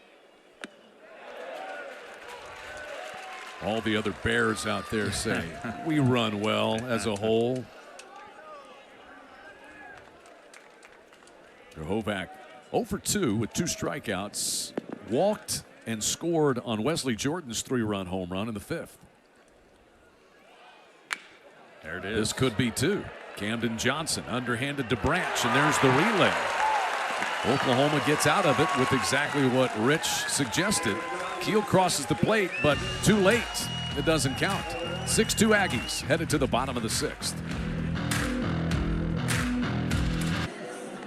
Aggies are on top 6-2 at Kimry Family Stadium in Norman, trying to even up this series at a game apiece after Oklahoma won 8-7 last night. Weston Moss has settled in on the hill for Texas A&M today. Gave up a 2-run home run to Brendan Brock, the 3rd batter of the game. And since then, he's only allowed 3 base runners. Yeah, he's been lights out ever since the 1st inning. He'll go to work against Brendan Brock, who swings and lifts this one to right field. Circled by Keel out there, but he locates it and puts it away.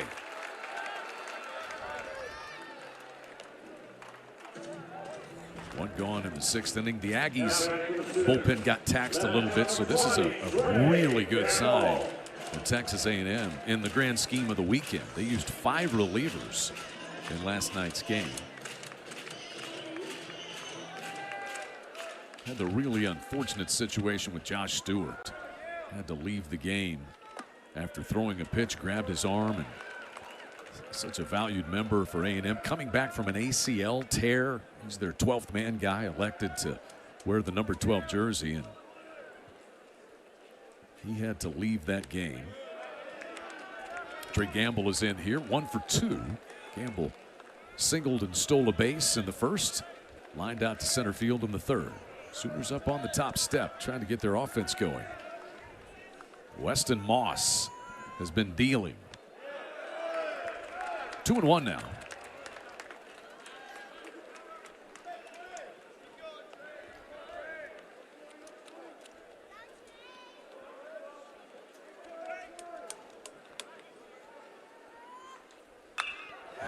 Gamble rifles this one the other way into left center field. He'll take a big turn and try for two.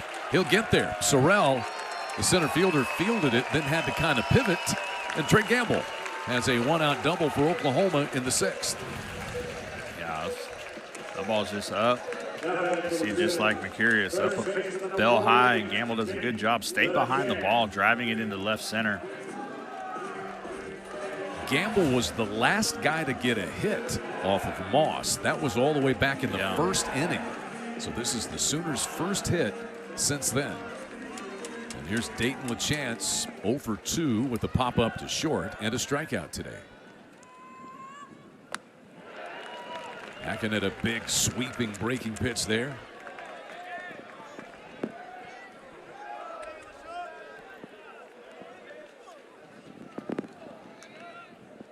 LaChance batting .390, 21 runs driven in. Still on the hunt for his first Oklahoma home run. 1-1 the count to him. There's a little activity surfacing out in the Texas A&M bullpen. Looks like Gavin Lyons loosening, right-hander. 1-1.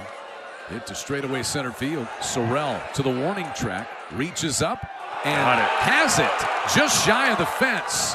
Gamble tagging and moving down the line to third, I think. Yes, he did tag up. Yeah, the Aggies may appeal this. They may want him to look and just make sure that Gamble was still on the bag when the catch was made. I don't blame him for that. Yeah. That ball was tagged, though, by Dayton LaChance, and what a play by Sorrell.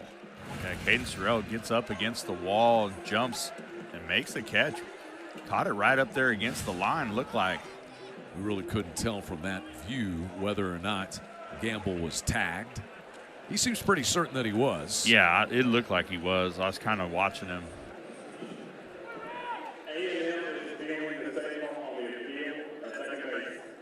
So A&M is appealing. So again, the original call was that he did tag, and you could see the second base umpire out there, Jordan Farrell, indicating the Aggies, they threw back in behind and stepped on the base. And Jordan Farrell said safe. 2 down nevertheless. And for now, Gamble sits at third.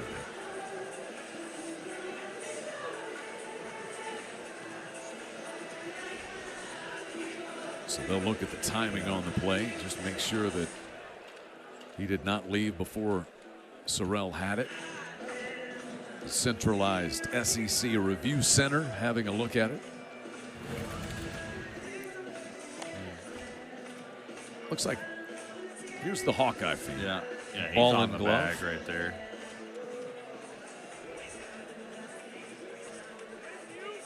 He's a good half count, looks like.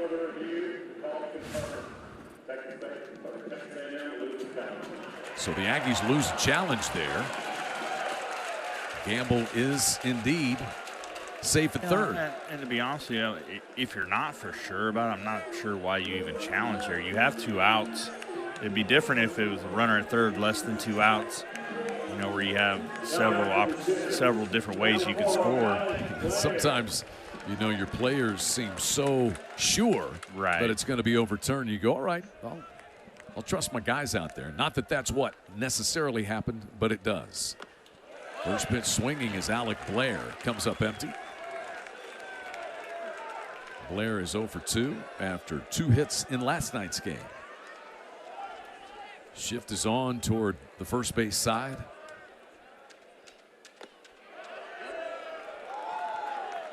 One and one on Blair.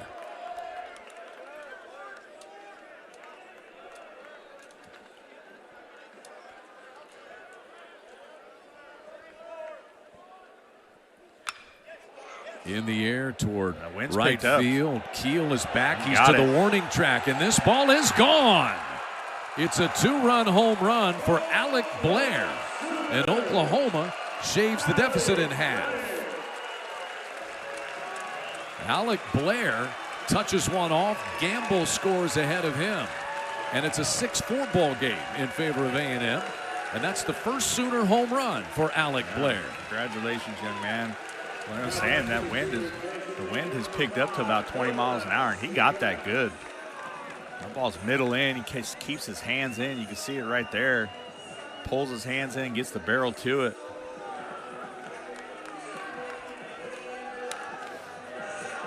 So we've got 10 runs on the board. Yeah. All of them scored on home runs today. I think the wind's blowing out here at Kimry. Yeah. This pitch is swung on and lifted to left. A tailing fly ball from Stevens. Jake Dewar settles under it and squeezes it. But Oklahoma gets 2 to make it a 2-run game. Alec Blair crushes his first home run as a Sooner. And we got a 6-4 game headed to the 7th. Your 6-inning totals for the visiting Texas A&M Aggies. It is 6 runs on 6 hits with no errors and 4 men left on the bases. And for the homestanding Oklahoma Sooners, 4 runs, 5 hits, 1 error, and 3 men left on the base paths. Oklahoma back to the bullpen here for left-hander Jaden Barfield. He's the 2nd Sooner to come out of the bullpen, the 3rd overall arm employed by Skip Johnson today. Barfield, 6 foot, 215 pounds, out of Pearland, Texas. Had a very good freshman season. Started a little bit. You see the ERA, it's just inflated. He had a rough outing against Arizona State here when the wind was blowing out one day. All the runs scored on home runs today. Brendan Brock, a 2-run home run for Oklahoma. Chris Hakopian, a 2-run shot for A&M. Boston Kellner, a solo shot. Wesley Jordan, 3-run shot for the Aggies, and most recently Alec Blair with a 2-run home run for Oklahoma to make it 6-4. Sorrell, Hakopian, and Jordan, the scheduled hitters, the meat of this lineup. Shift is on, and that's the 3rd baseman, Jason Walk, throwing out Sorrell to start the 7th.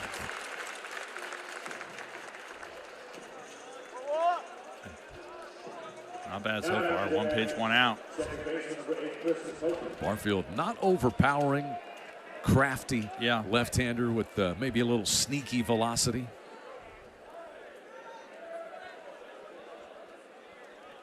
Here's Hakopian.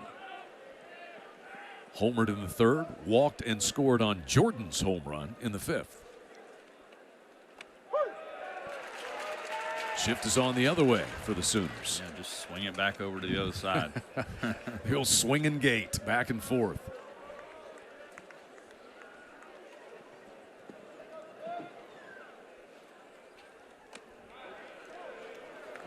Barfield misses away with that one.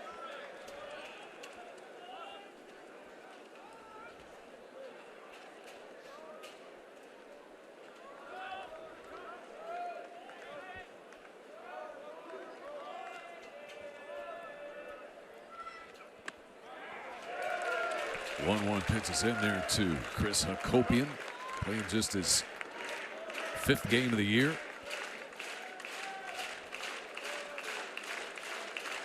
Two homers in 5 games. Not bad. Yeah, that'll work. 1-2 pitch. He beats the shift. Bounces that one out into center field. 2-strike hit for Hakopian. His 2nd of the game and his 4th in 2 games this weekend.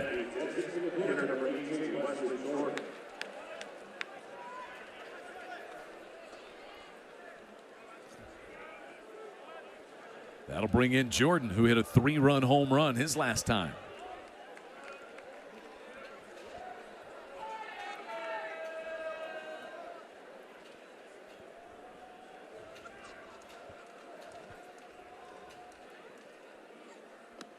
I would say that overall the shift is more successful than it isn't. Yeah. It's just when somebody beats it, it makes you scratch your head a little bit, doesn't it?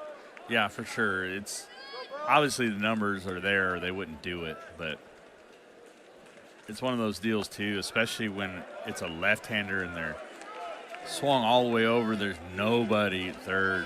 I mean, I would think just lay down a bunt. Hard bunt towards 3rd base, and it's a hit every time. 2-0 as Barfield's fallen behind Jordan. Now 3 balls and no strikes.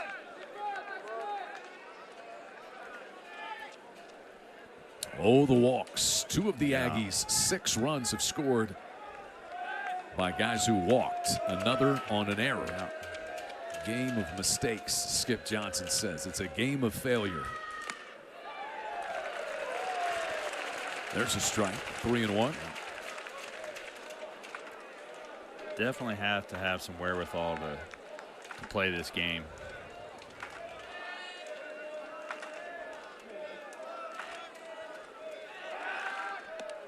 Barfield chases Hakopian back in.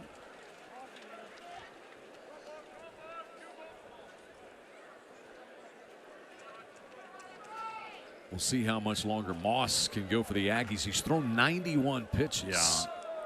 I'm sure they'll give him a chance to finish the 7th. And there's ball 4 to Wesley Jordan. And now runners at first and second and 1 gone. Jason Walk in for a pep talk to Barfield. Now everybody's going to confer. I think they're talking about what's for dinner tonight. I hope so. Maybe take his mind off of what's going on here. Right. I'm sure they're not saying, hey, you know, we're down 2 here. Right. Could you throw a strike? Yeah, or get a ground ball, Ray. Let's get a ground ball double play. Yeah.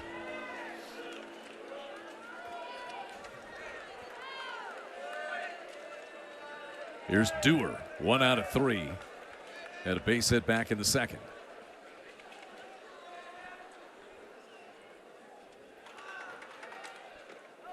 Blocked by Brendan Brock. Another thing about these 2 Oklahoma catchers, LaChance and Brock, they've been excellent receivers. Yes.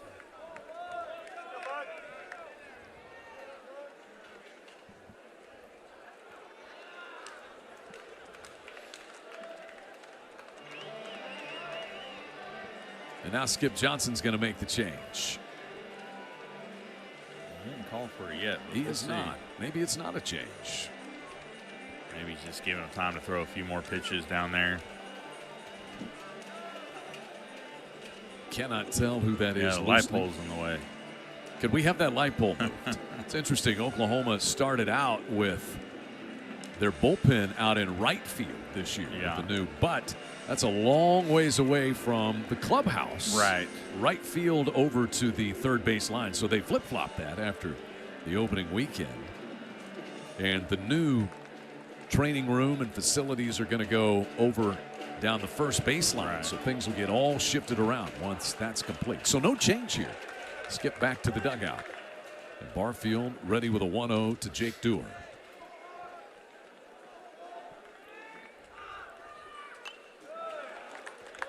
92-mile-an-hour fastball from Barfield. I think even he has elevated his velocity after his freshman year. Yeah, a little stronger. You know, strength conditioning coach Tim Overman.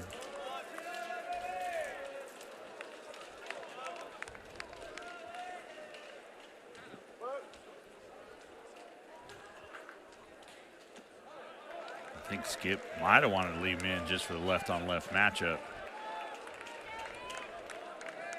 But Barfield's fallen behind Dewar. Dewar's a .333 hitter, 3 home runs, 19 driven in.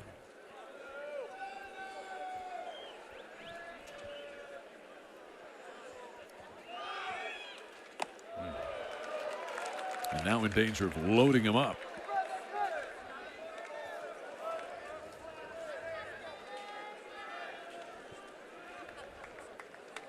Walks have been the issue for Barfield this year. He's issued 5.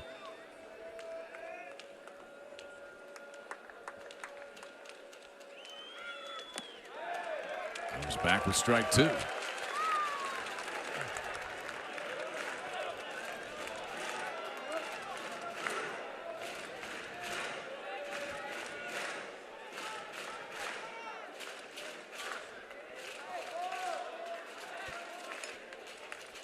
Big payoff pitch with 1 away coming. Spoiled it. Jake Dewar is 1 out of 8 this weekend. Drove in a run last night. Mentioned he's a double transfer. Started his career with limited playing time, 2 years at TCU, and then last year was at Florida Atlantic. But he was injured about this time last year and missed the rest of the year. There's ball 4 and the bases are loaded. Back-to-back walks to Jordan and Dewar after the single by Hakopian. Aggies in position to pull away again.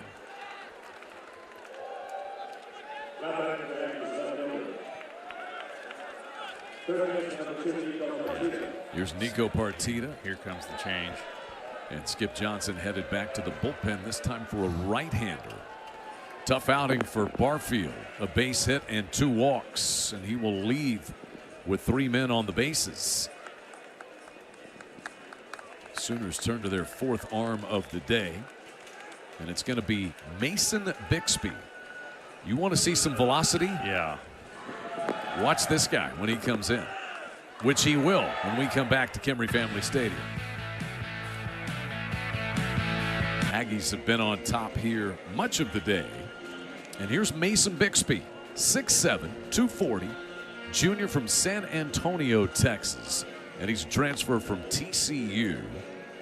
Pitched down to the bullpen for TCU, and this guy just has electric stuff. Skip Johnson said he's excited to watch more of him. They've given him a little bit of a taste, but you see 4 2/3 innings, and he's got easy velocity. He inherits the bases loaded and 1 down. Set to face Nico Partita, the 3rd baseman. Yeah, comes in at a difficult spot here. Gonna have to try to get ahead early.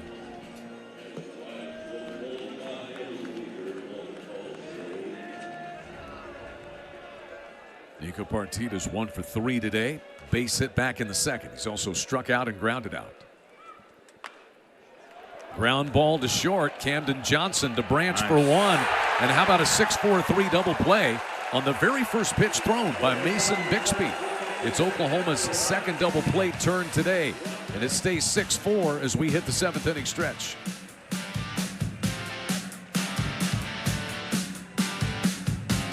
Against Penn.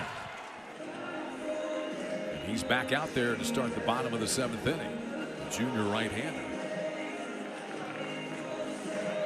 He was sailing right along. Didn't give up a hit from the 1st inning to the 6th inning. But then Oklahoma's Trey Gamble doubled and Alec Blair homered to make it a 6-4 game. Goes to work here against Kyle Branch, Deshaun Harris, and then the leadoff man Jason Walk. And we'll see just how much longer. Maybe another hitter, another couple of guys. Yeah. If somebody reaches, perhaps he comes out. I think Coach Early's just trying to eat up 1 more inning if possible. Try to save the bullpen.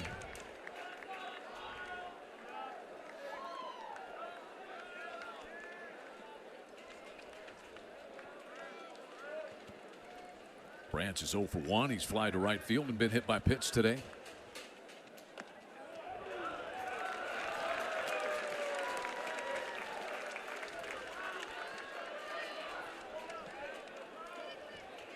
All 10 runs have come via the long ball today. Aggies have hit 3. The Sooners have hit 2.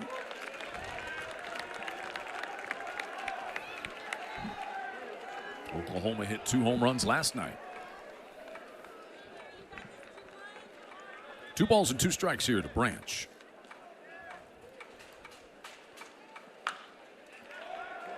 And it'll stay at 2-2. Kyle Branch was in the lineup every day as a true freshman out of Lucas, Texas, Lovejoy High School last year. He was on the SEC All-Freshman team. Batted .288. Stole 14 bases. Yeah, he can really flash the leather out there on defense. Full count.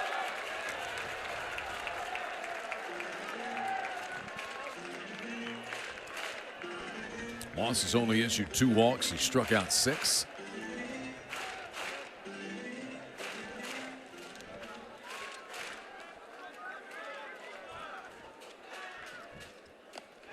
There's a leadoff walk to Kyle Branch. Second time he has reached today.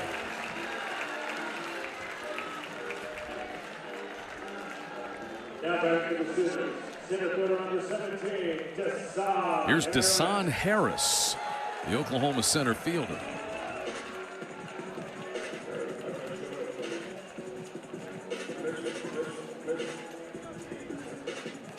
.98 pitches now, season high for Moss.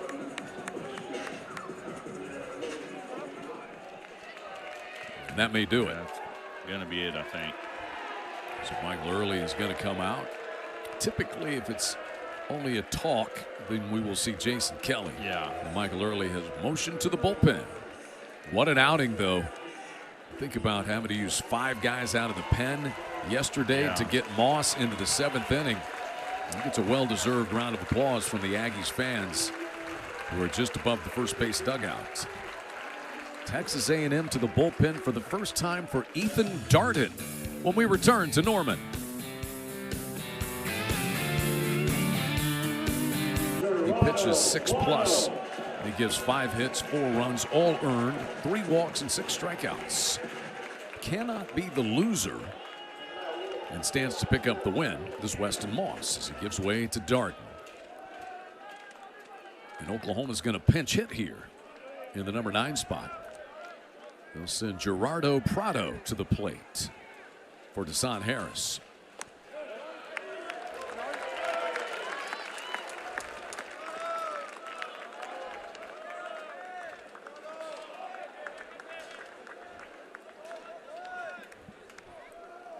Prado 1 for 8, 8th game in which he's appeared. And a whole 0-2.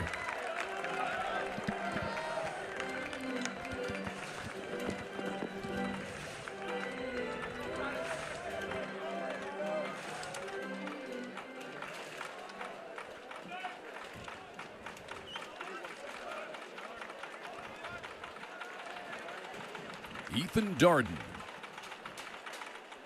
bounces that one up there. Well played by Bear Harrison. Yeah, that was about a 58-footer.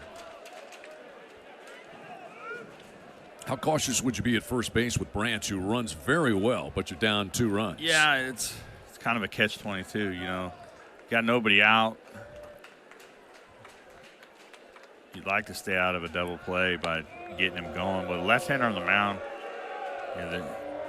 you have to have a tell or a certain amount of timing to get a good jump. A lot of times, left-handers, that back toe, when they throw to, if they come over to pick off first base, will lift up a little bit.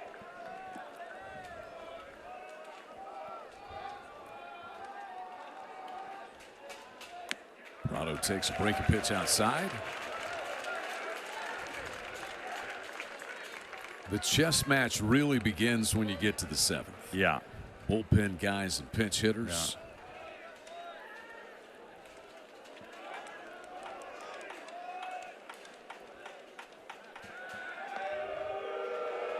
Branch is back. He's only stolen 1 base. He's only tried once. But as we talked about last year as a freshman, he was a perfect 14 out of 14.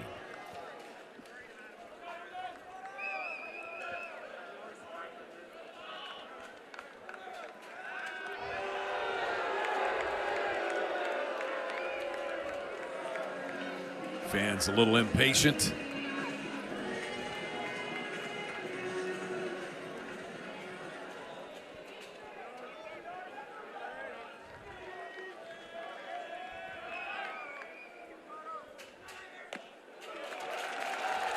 Couple of good takes there by Prado. Yeah, that's a big at bat right here. He can find a way to get on. With Jason Walk on deck, who can really handle the bat. Prado's out of San Juan, Puerto Rico, and came through Amarillo Community College. Payoff pitch to him. Good swing.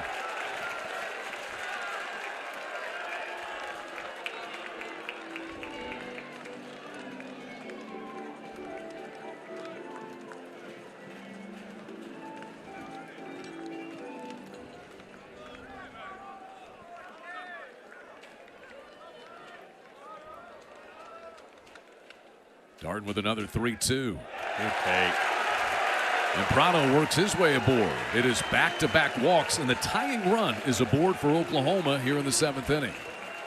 Yeah, and I would expect some kind of bunt, either a sacrifice or drag bunt from walk here. Reggie's going to take an offensive timeout. So Reggie Willits does call time. He wants to call his 2 base runners over and visit with walk. Bunt with walk anytime seems like a pretty good play. Yes. Then a base hit ties the game. Worst case scenario, you get a sac fly or ground ball in the middle infield if they're playing back and get within 1. So what are you going over with here with your guys right Just now? making sure that, one, they see the ball down before they go as far as base runners go. Heck, with Reggie, you never know. They may try something else, but just letting everybody know what's going on. Everybody's on the same page and what the plan is. What another good environment here at Kimry Family Stadium today. Yeah, it's been great.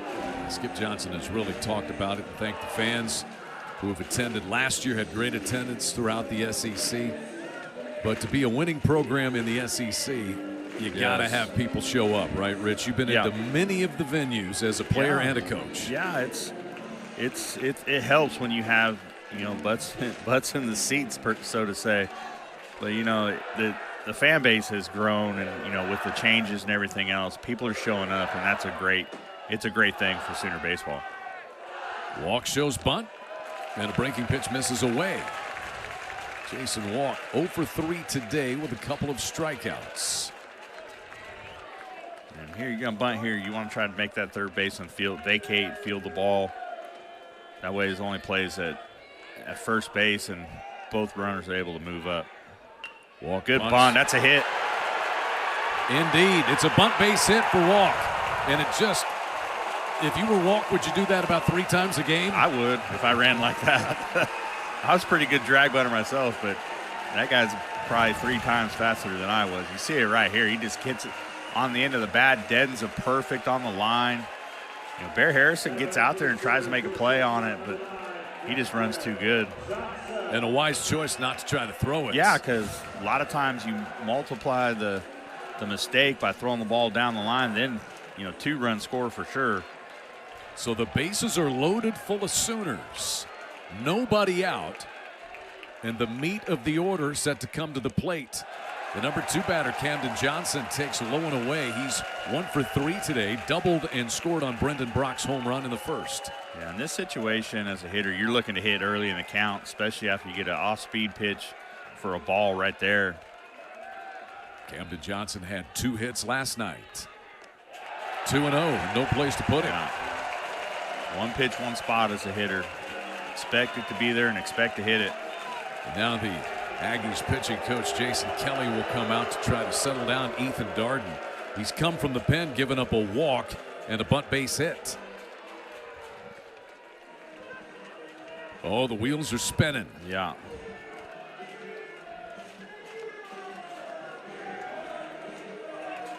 Oklahoma took the lead in the bottom of the first inning. A Brendan Brock 2-run home run, his second in as many days. Chris Hakopian tied it with a 2-run home run for the Aggies in the third.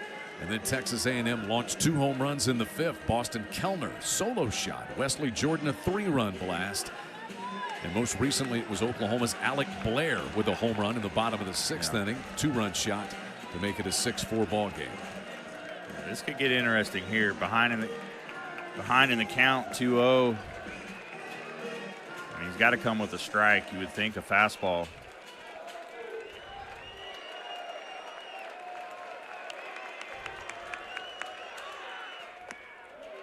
And indeed, that's what it is. And you have to be real careful on the bases here as runners. Nobody out. You don't want to get doubled off on a line drive. You see the ball on line, think back. Worst case scenario, you on a base hit, you just move up 1 base. 3 balls and a strike now to Camden Johnson. You can see Rayleigh over there telling him, walk back on the line drive.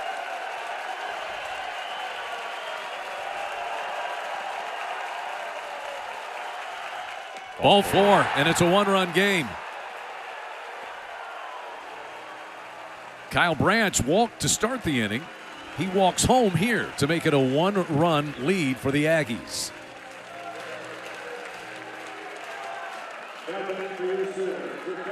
Prado moves down to third with the potential tying run, and there's still nobody out. What a tough spot here for Darden. He has to face Brock, who launched a two-run home run earlier. Face him. So that's going to be it for Darden. Darden's going to be lifted. 6-5 ball game. Brendan Brock has homered the last 2 days for the Sooners. He'll face somebody new out of the A&M bullpen. Tense moments, just like last night. Played a one-run game on Friday, and we've got a one-run game now. Entering the fray will be Clayton Freshcorn when we return. Pitched an inning last night. He wound up being the losing pitcher, in fact, for the Aggies. Gave up a hit and an earned run and a walk. And what a tough situation for Clayton Freshcorn on for his 8th appearance. He's been very good with the exception of last night, but this is an unenviable spot. Yeah, especially with the power of Brock coming up.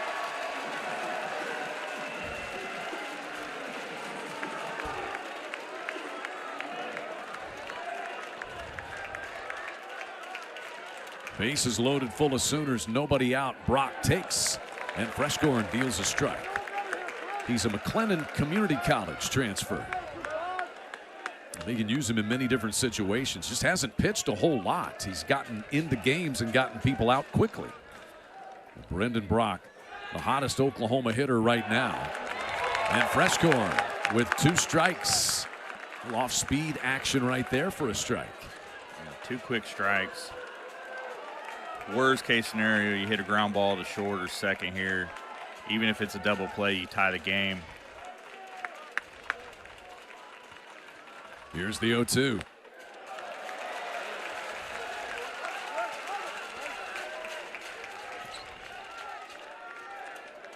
Brock is 3 out of 6 with 2 home runs and 5 runs driven in 2 games this weekend so far.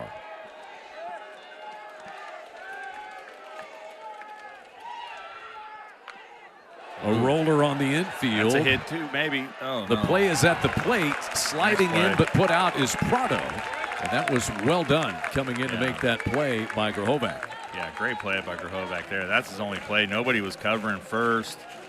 That was his only play, was the force out at the plate.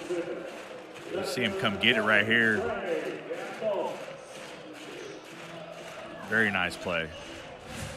So that's the first out. Aggies able to cut down the tying run at the plate. Trey Gamble will be the Oklahoma batter. Prado cut down at the plate. It's now Walk at third, Johnson at second, and Brendan Brock the runner at first. Gamble's got 2 hits, including a double today. This is a big at bat for OU. The ground ball, Freshcorn gets out of it.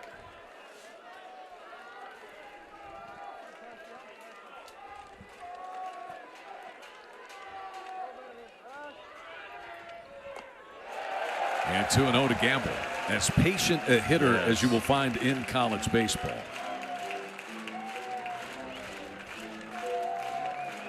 2 for 3 with a run today. He was 1 for 3 last night. He's going to be looking to get the barrel out right here at some point. And there's a fastball at 92. Gamble takes it.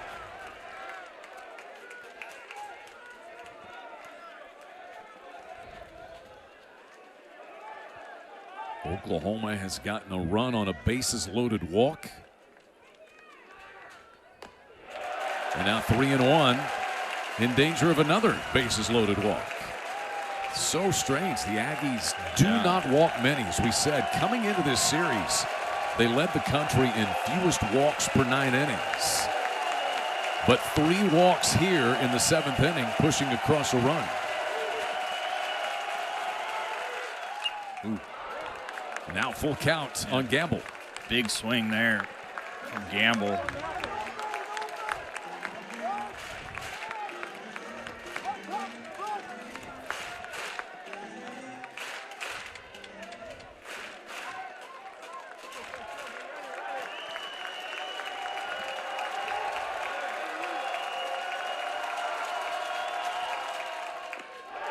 That is strike 3 called. Gamble took it. Can't take that. Can't leave it in the umpire's hands in that situation. You see it right here, just a fastball. Right at the knees, down the middle. And I think Gamble knew it. Yeah. What a pitch there from Freshcore to get out number 2. So he has gotten a ground ball and a strikeout. And now 2 down, bases still loaded. And here's Dayton LaChance. Held up, and the pitch called a strike. Man, if Freshcorn could get out of this thing for the Aggies. For the Aggies, if he can get out of this. Dayton LaChance has popped to short, struck out, and fly to center today. Had 2 hits last night. And the count is even at 1-1.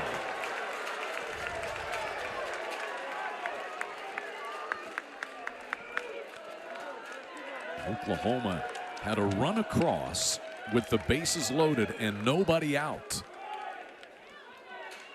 They had all the momentum. Yeah. And Freshcorn's trying to rip it away. Yeah, he's evened it up for sure.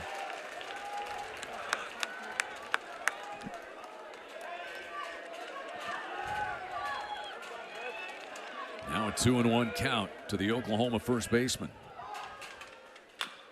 Pulled to third. Got out Easy of it. pickup. Portita hits the bag, and what a job by Freshcorn.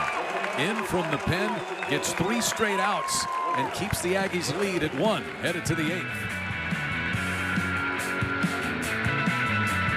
Run game coming from behind in Norman last night, and the Aggies lead by 1 run as we move to the 8th inning. We've had 11 runs scored, 10 of them on home runs today. 1 on a bases loaded walk that made it a 1-run game. Good outing today from the Aggies starting pitcher Weston Moss. Pitched 6+ innings. Yeah, he was cruising for a while there, especially in the middle innings. 2 exceptional jobs out of the bullpen, though. What a job by Freshcorn to get 3 outs with the bases loaded and nobody out. And here's Mason Bixby, who came in through 1 pitch and got a double play in the 7th. He'll face Terrence Keel, lower third of the lineup scheduled here for the Aggies. That's a fastball at 97 from Mason Bixby. And like you said earlier, it's an easy 97. He's not a max effort guy.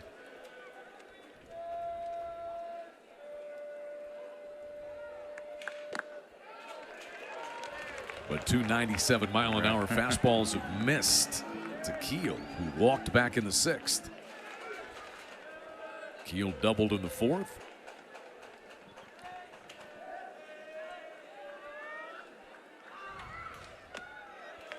There's a strike from Bixby. Steady diet of fastballs.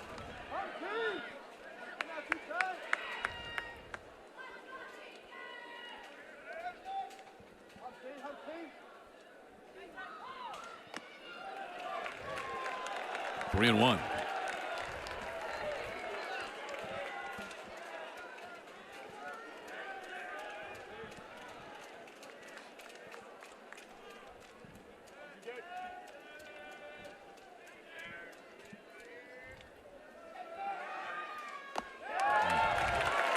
Leadoff walk to Keel. Second time he's drawn a leadoff walk. He did so back in the 6th as well. So Mason Bixby now deals with Bear Harrison. Bixby came on in relief for Oklahoma in their midweek game against UT Arlington. Faced 6 batters and struck out 5 of them. But here gives up the leadoff walk to Keel, who's on base for the 3rd time today. Harrison walked back in the 6th. He's 0 for 2. He's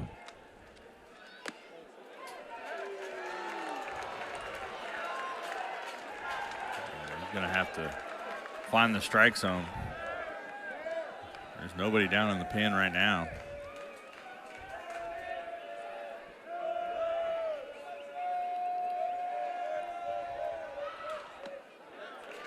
One and 1 now.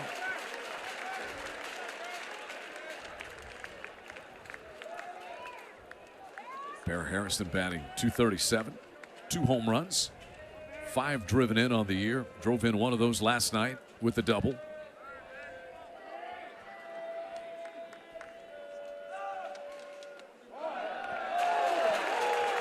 Something other than a fastball for only the second time for Bixby.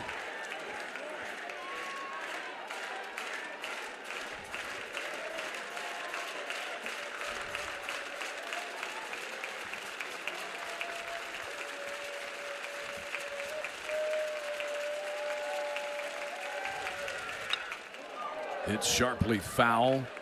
Back to the back screen. It'll stay 1-2. A little late on that 97-mile-per-hour fastball. Two-strike approach. You're looking to hit the fastball the other way.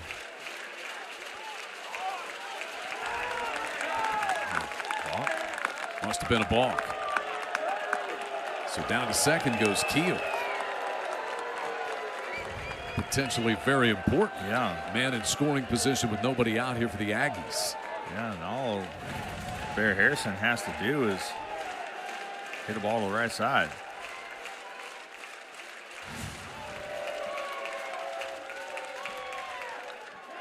Fouls another back.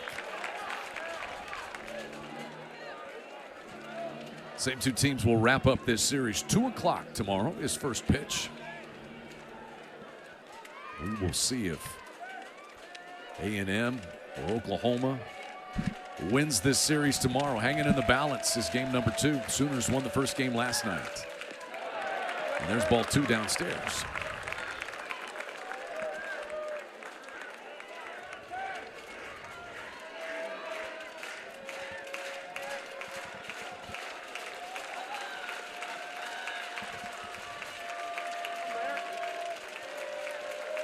Mason Bixby makes it a full count.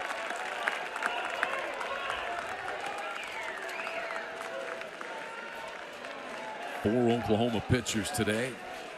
Mercurius started. He went 5.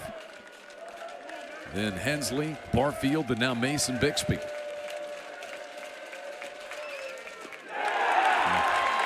And it's back-to-back walks to start the 8th for the Aggies.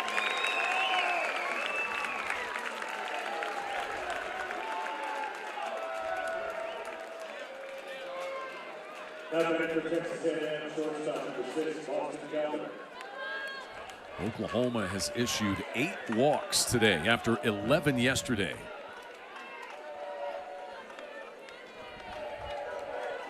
Here's Kellner, who homered back in the 5th. Yeah, it'll be interesting to see if they bunt or not with Kellner. Oklahoma's expecting bunt. Kellner was bunting, but the pitch is low. That fastball said 99 miles an hour from Bixby. But he has not had his control so far. Yeah, he's going to have to find the zone. As Rich said, nobody loosening out in the Oklahoma bullpen. There's the bunt. Back toward the pitcher. Bixby will fire. Just a little bit wide, but a nice play by the second baseman Branch to keep his foot on the bag. Kellner the sacrifice. Keel goes to third. Harrison to second. Yeah, wasn't a great bunt. Just deadens it enough where they don't have a play at third. He almost threw that ball up the line. Like you said, good job by Branch to hang on to the bag there with his left foot. So tough sometimes. You got a guy that throws 97 miles an hour, and your second baseman running to locate the bag and make a play. Infield in. Yeah. And the pitch is low to the leadoff batter. Gavin Grohovac is hitless today, but does have a walk and a run scored. And now the Oklahoma infielders in for a chat with Bixby. Yeah, in this situation for Bixby, he doesn't have to give in right here. He knows worst case scenario, if he gets on the double plays back in order, he still have a chance to get out of the inning. Skip Johnson is going to the bullpen. Yeah. They're sitting over here on the other side where the old bullpen was, but there wasn't anybody throwing off the mound. So Mason Bixby's going to leave 2 men out there. And We'll see the 5th Oklahoma hurler of the game coming in. Aggies looking for some insurance. The Sooners looking to hold things exactly where they are. And Isaac Williams, right-hander, is in from the pen. Tense moments once again at Kimry Family Stadium in Norman. Welcome back alongside the former Oklahoma Sooner national champion Rich Hills. I'm Chad McKee. You see the 5th Oklahoma pitcher of the game. It is Isaac Williams. He's trying to contain things for Oklahoma. Texas A&M would love to separate. The Aggies lead at 6-5. Isaac Williams is a junior from Fleming Island, Florida. He is a transfer, began his collegiate career at Jacksonville University, and then was at UCF last year. Pitched only 10 2/3 innings for the Knights a season ago. And so far, this is what he's done for Skip Johnson. How about strike out 8 and walk nobody? Yeah, that's what they're looking for here. Runners at 2nd and 3rd. Infield in. 1-0 for Grahovac. In there for a called strike. Grahovac hit into a double play back in the 6th. Walked and scored on Wesley Jordan's 3-run home run in the 5th. And 1-2 now.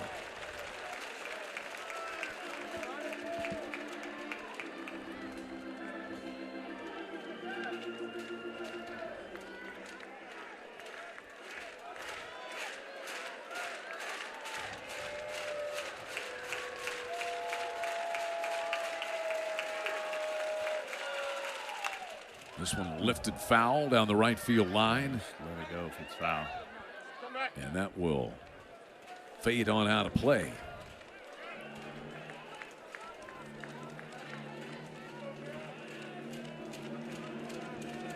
Gavin Grahovac. Had a couple of runs scored last night, one more today.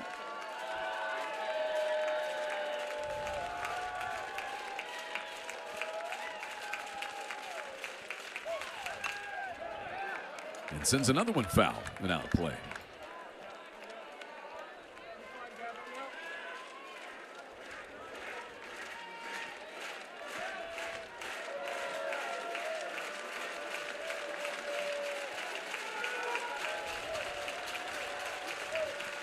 Fans into it. They have been for 2 days. This 1-2 pitch is hit well to right. Back up is Blair. He's back to the warning track. He makes the catch. Keel is going to tag at 3rd, though, and give the Aggies an insurance run. It is a sacrifice fly to right for Gavin Grahovac, who drives in his first run of the game.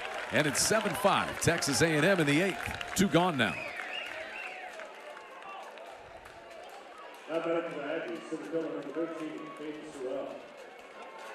So it's a run home without a hit.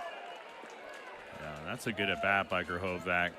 Able to get it out there deep enough to score the run. 2 down, and here's Sorrell. Bear Harrison is the runner at 3rd.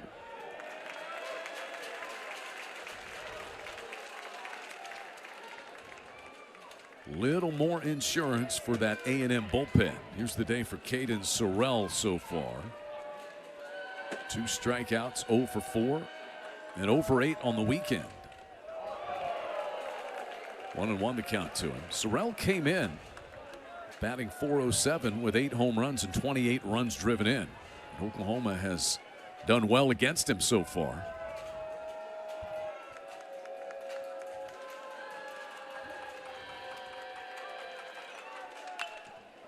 In the air into the left field corner. Gamble is back to the fence. That's off the top of the fence, and it's gone. 2-run home run. Wind certainly helped that one, but it's on the board for the Aggies. Caden Sorrell hitless on the weekend, no more. He drives in Bear Harrison. And a 2-run shot for a 9-5 lead. Yeah, this ball just out over the plate, and he just gets it up in the air. And the wind does the rest. He didn't hit that great. The wind's blowing 15, 20 miles an hour out to left field, and you see the ball just keep carry.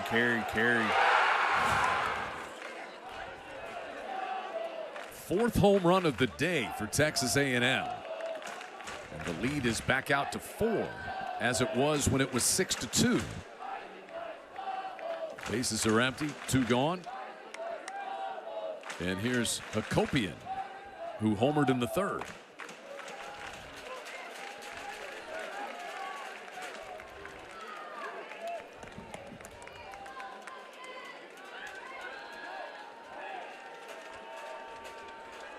Three runs home. That's the first hit here in the inning. 1-2 now on Hakopian.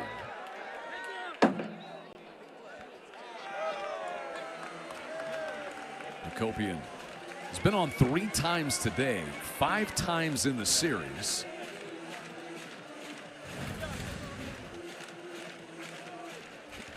Pretty good little play made there off the hop. Yeah, well, not too bad. Oklahoma has the shift on. A 1-2 count here on Hakopian. That squirts away from Brock. Nobody on.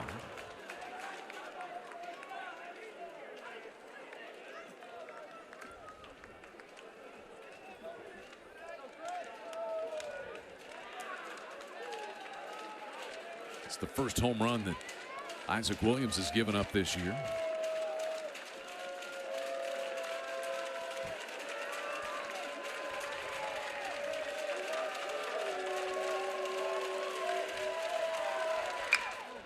Into the shift. And that's Camden Johnson, the shortstop, for the final out. The Aggies get some insurance. 3 runs. And they had just 1 base hit to do so. The reaction of Caden Sorrell on his 9th home run of the year, giving his team 4 runs of insurance headed to the bottom of the 8th inning.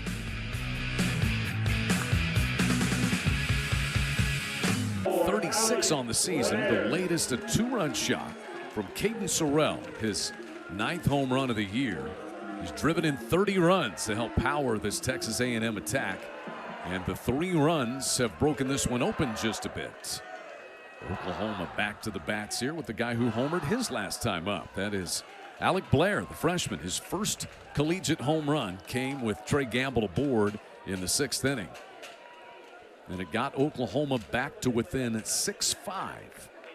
A&M has since gotten the 3 runs there in the top of the 8th. Clayton Freshcorn is back out to the hill. What a job he did in relief. Really, that's what swung the momentum in this game. Oklahoma already had a run across. They had the bases loaded and nobody out in the 7th. And Freshcorn came in and got 3 straight outs. Yeah, that's definitely a momentum killer. And great job by him and coming in and getting those outs. I mean, working out of a tough situation. And that's after being the losing pitcher in a 1-run game last night. Right. The 2-1 for Blair.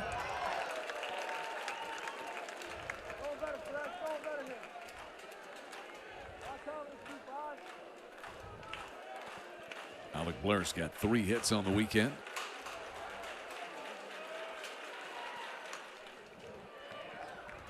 Fastball slashed out of play. 9-5 Texas A&M on top. Another final in the SEC. Texas has gotten back on track. They beat Ole Miss today 11-2. Rebels beat the Longhorns 5-1 last night, handing Texas its first loss of the year. Fastball swung on and missed. Second strikeout for Clayton Freshcorn, and 1 away in the 8th. Yeah, just a little behind the fastball there, a little late, not on time. Ball's tailing away, he just swings underneath it.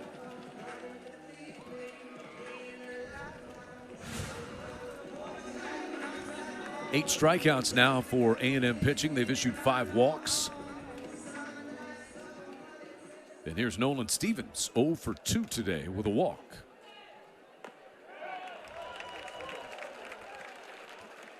Nolan Stevens, the Mississippi State transfer, brother of Oklahoma pitching development coach Grant Stevens.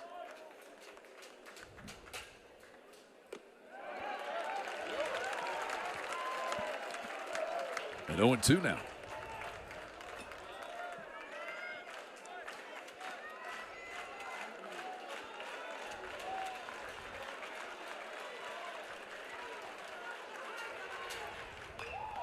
Ooh, elevated fastball that nearly got the on-deck hitter, Kyle Branch. That ball was right in front of him.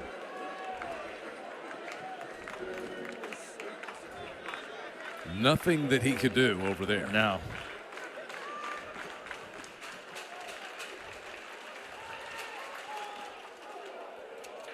Now ball and 2 strikes. Once again, the shift is on over toward the first base side for the Aggies.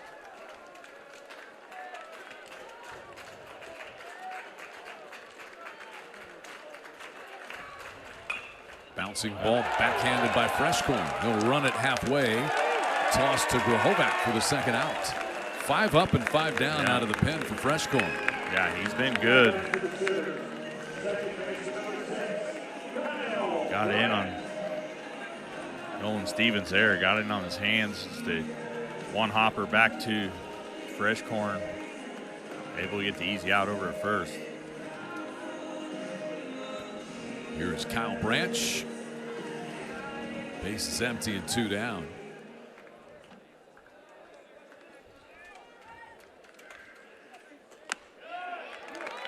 And the first pitch strike.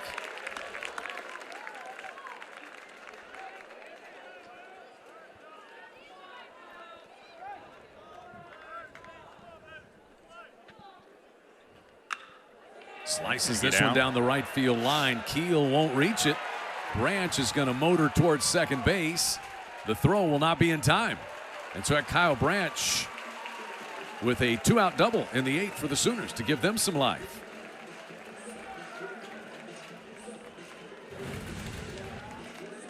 Just gets a ball out over the plate, slices it down the right field line. Keel has no chance on the ball there. Just gets over there, gets it in. Good job by Branch.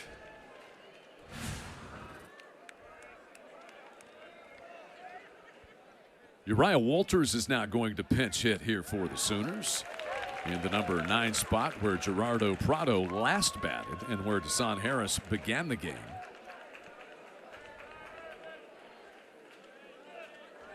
Walters plays at second base some when Oklahoma shuffles things around.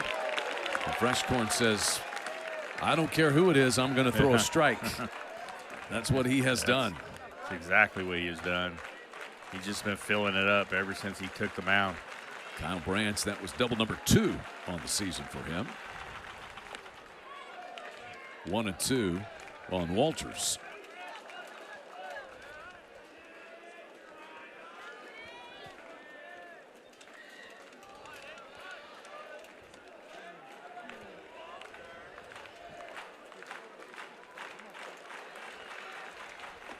Got him swinging. Freshcorn has been the deal. He's retired now 6 of the 7 Sooners that he has seen. And he gives the Aggies this 9-5 advantage headed to the ninth.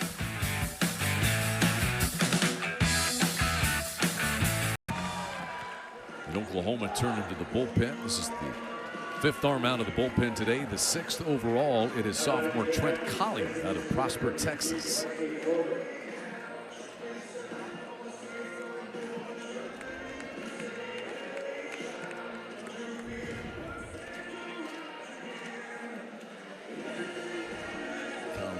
Came from Weatherford Junior College.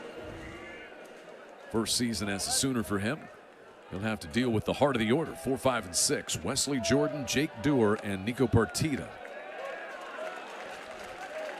Hoping to spark a rally. That was a well thought out outfit right there. Yeah. It looks like it's just kind of thrown together, but there's no chance you could just throw that together. No, definitely not.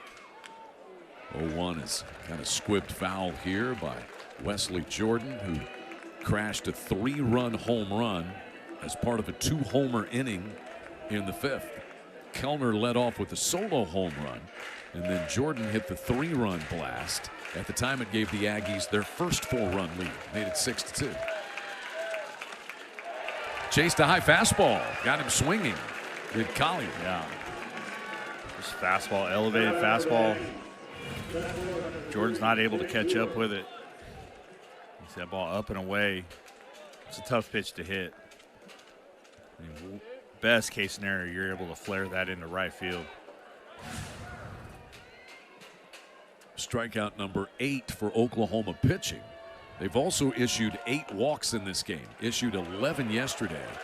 And so if you just look back at the scoring in this game, 4 of Texas A&M's runs crossed the plate after a home run was hit and the guys either walked or were safe on an error.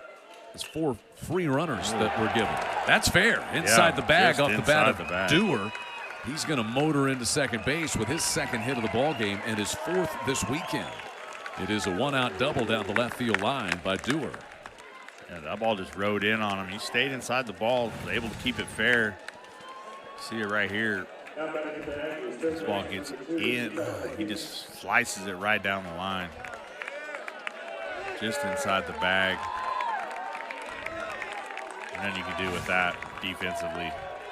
Aggies have 9 hits. 6 of them have been extra base hits.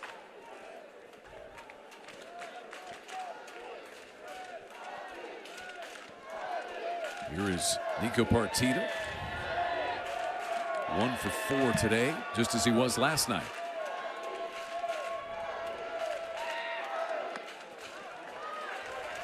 Collier seemingly unfazed is right back with the strike to Nico Partita.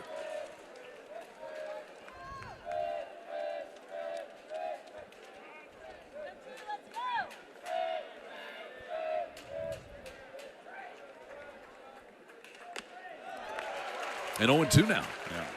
Good life on that fastball. Fastball, he's keeping it away, elevating it a little bit.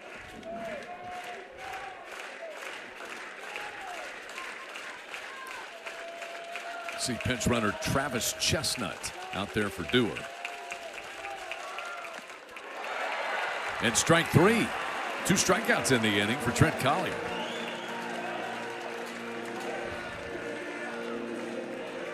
Seems to be throwing it well so far. Needs to buckle down here. Try to get Terrence Kill to second in the inning. Give the offense a chance. The Oklahoma defense now has Uriah Walters, who came on to pinch hit. He's playing at third base, and Jason Walk has moved back out into center field. Runner at second, 2 gone.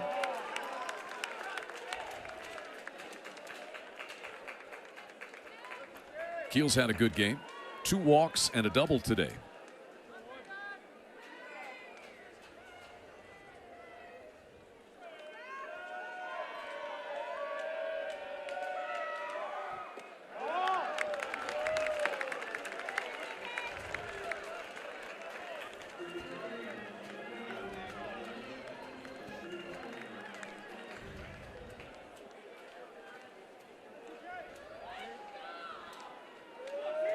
Trent Collier trying to hold the Aggies where they are for Oklahoma and see if the Sooner offense can respond. 3-0 on Keel, who's looking to walk for the 3rd time today.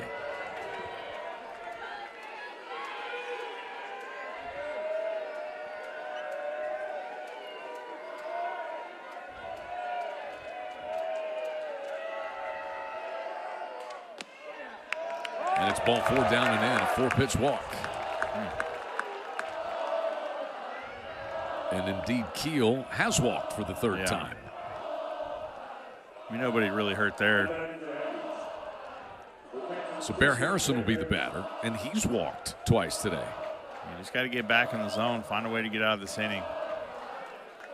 Skip Johnson has to be having difficulty dealing with all of the free passes given this weekend. Yeah, that's not characteristic of his staffs. First pitch is a strike to Harrison. 7 and 8 in the lineup. Keel and Harrison have walked 5 times. Yeah.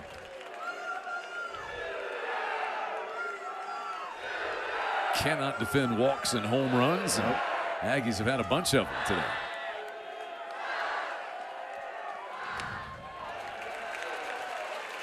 Collins out in front 0-2 on Bear Harrison.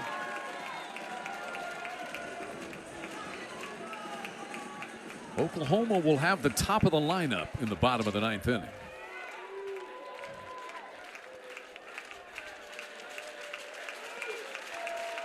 There go the runners. Swing and a miss.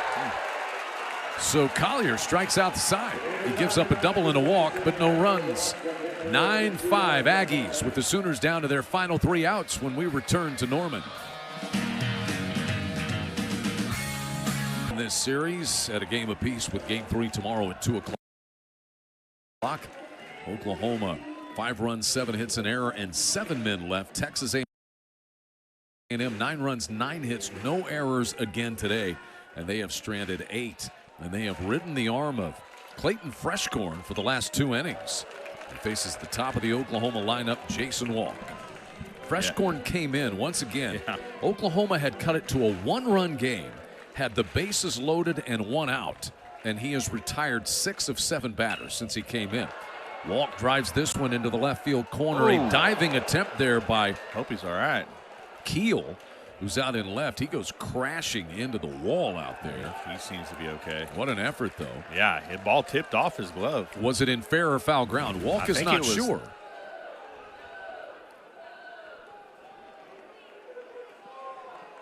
I didn't see him make a call. I didn't either. At least on the replay, I didn't see the umpire.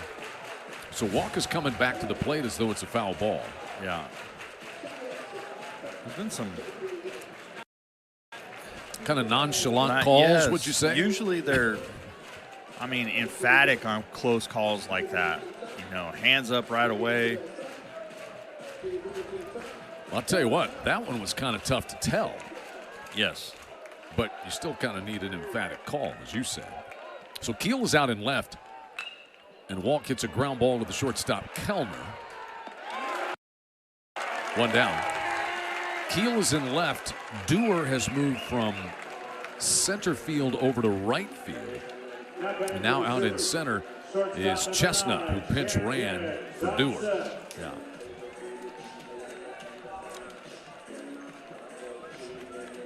Here's Camden Johnson. It was Johnson who walked with the bases loaded to make it a 6-5 game. And again, Oklahoma still had him loaded and nobody out. And Freshcorn has shut the Sooners down. Johnson drives this one foul out of play. Keel's getting in his sprint work. Yeah, he's getting it. You're right. Doesn't look like that's a problem for him, though. No. You and me may be a different story, but.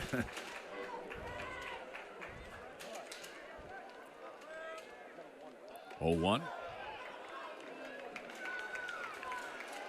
Freshcorn, a little bit 3/4 sidearm, maybe deceptive velocity, would you say, Rich? I would say, yeah. Looks like he hides the ball pretty well. Mm-hmm. Big high leg kick. Yeah.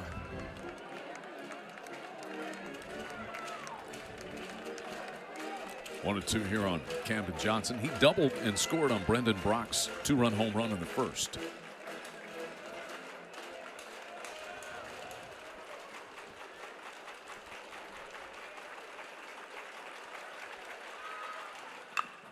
Pulled to the right side. Gohovac flips it over to Freshcorn for the second out. Aggies are an out away from evening this series at a game apiece.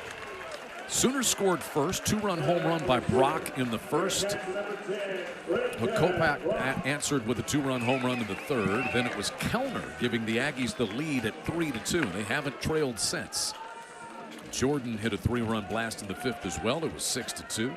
Alec Blair homered a 2-run shot for the Sooners to make it 6-4 in the bottom of the sixth inning. Then the bases loaded walk we talked about to Camden Johnson. Oklahoma got it to within 6-5 in the bottom of the seventh. But 3 more runs across in the eighth for the Aggies, including the 2-run home run by Sorrell. That's where we are at 9-5. 1-1 the count on Brock. He's homered for the second straight day. 1 out of 4 with 2 runs driven in total. And he's down to his final strike. Really got to give it up to Clayton Freshcorn. Yeah, he's been outstanding. Obviously came in a very difficult situation with the bases loaded, works his way out of that, and he's been good ever since.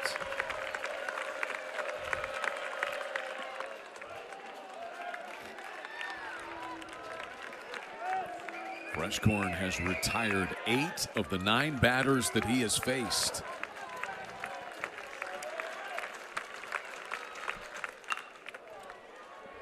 Ranging over to pick it up is Hakopian, and this series is even at a game apiece. Aggies win it 9-5 after the Sooners won 8-7 last night. A&M Club's 4 home runs on the day. Oklahoma hit 2. And out of the bullpen, Clayton Freshcorn retired 9 of the final 10 Oklahoma hitters after the Sooners had gotten to within a run. That kind of sums it up, Rich. What did you think of it? Yeah, it was like you said earlier. You can't defend walks and home runs. You know, the ball's out of the ballpark and you walk too many guys. And nonetheless, they had their opportunities to get back in the game with the bases loaded. Walked a run in, and like Freshcorn came in and just shut it down. The first 2 have been fun. What does the rubber match hold in store tomorrow? Well, join us at 2 o'clock right here on SEC Network Plus. We'll find out. It's all even at a game apiece between the Sooners and the Aggies. We'll join you at 2 o'clock from Kimry Family Stadium in Norman tomorrow.